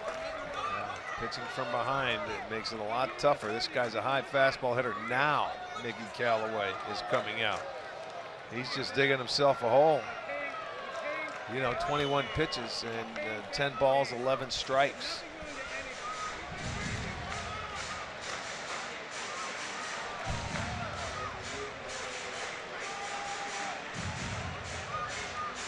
Now, good news from the Angels clubhouse. Mike Trout, X-rays were negative. It's a right thumb contusion.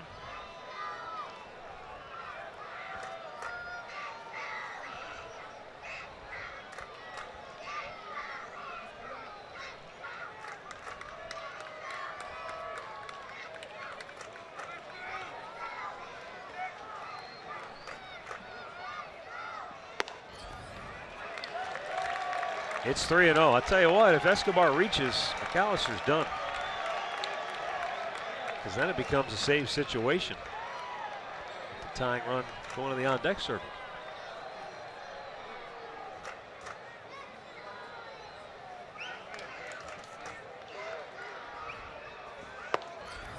Taking all the way, it's in for a strike.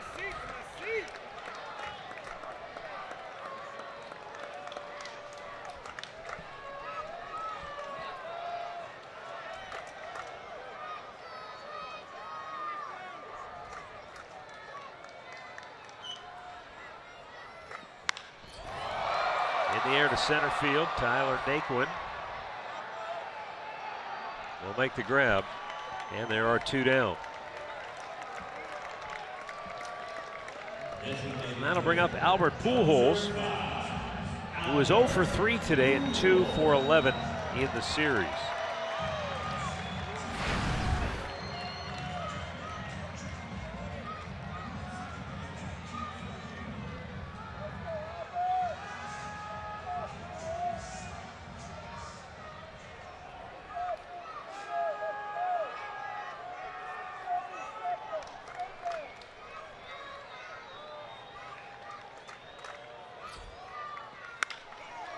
Fly ball, shallow left.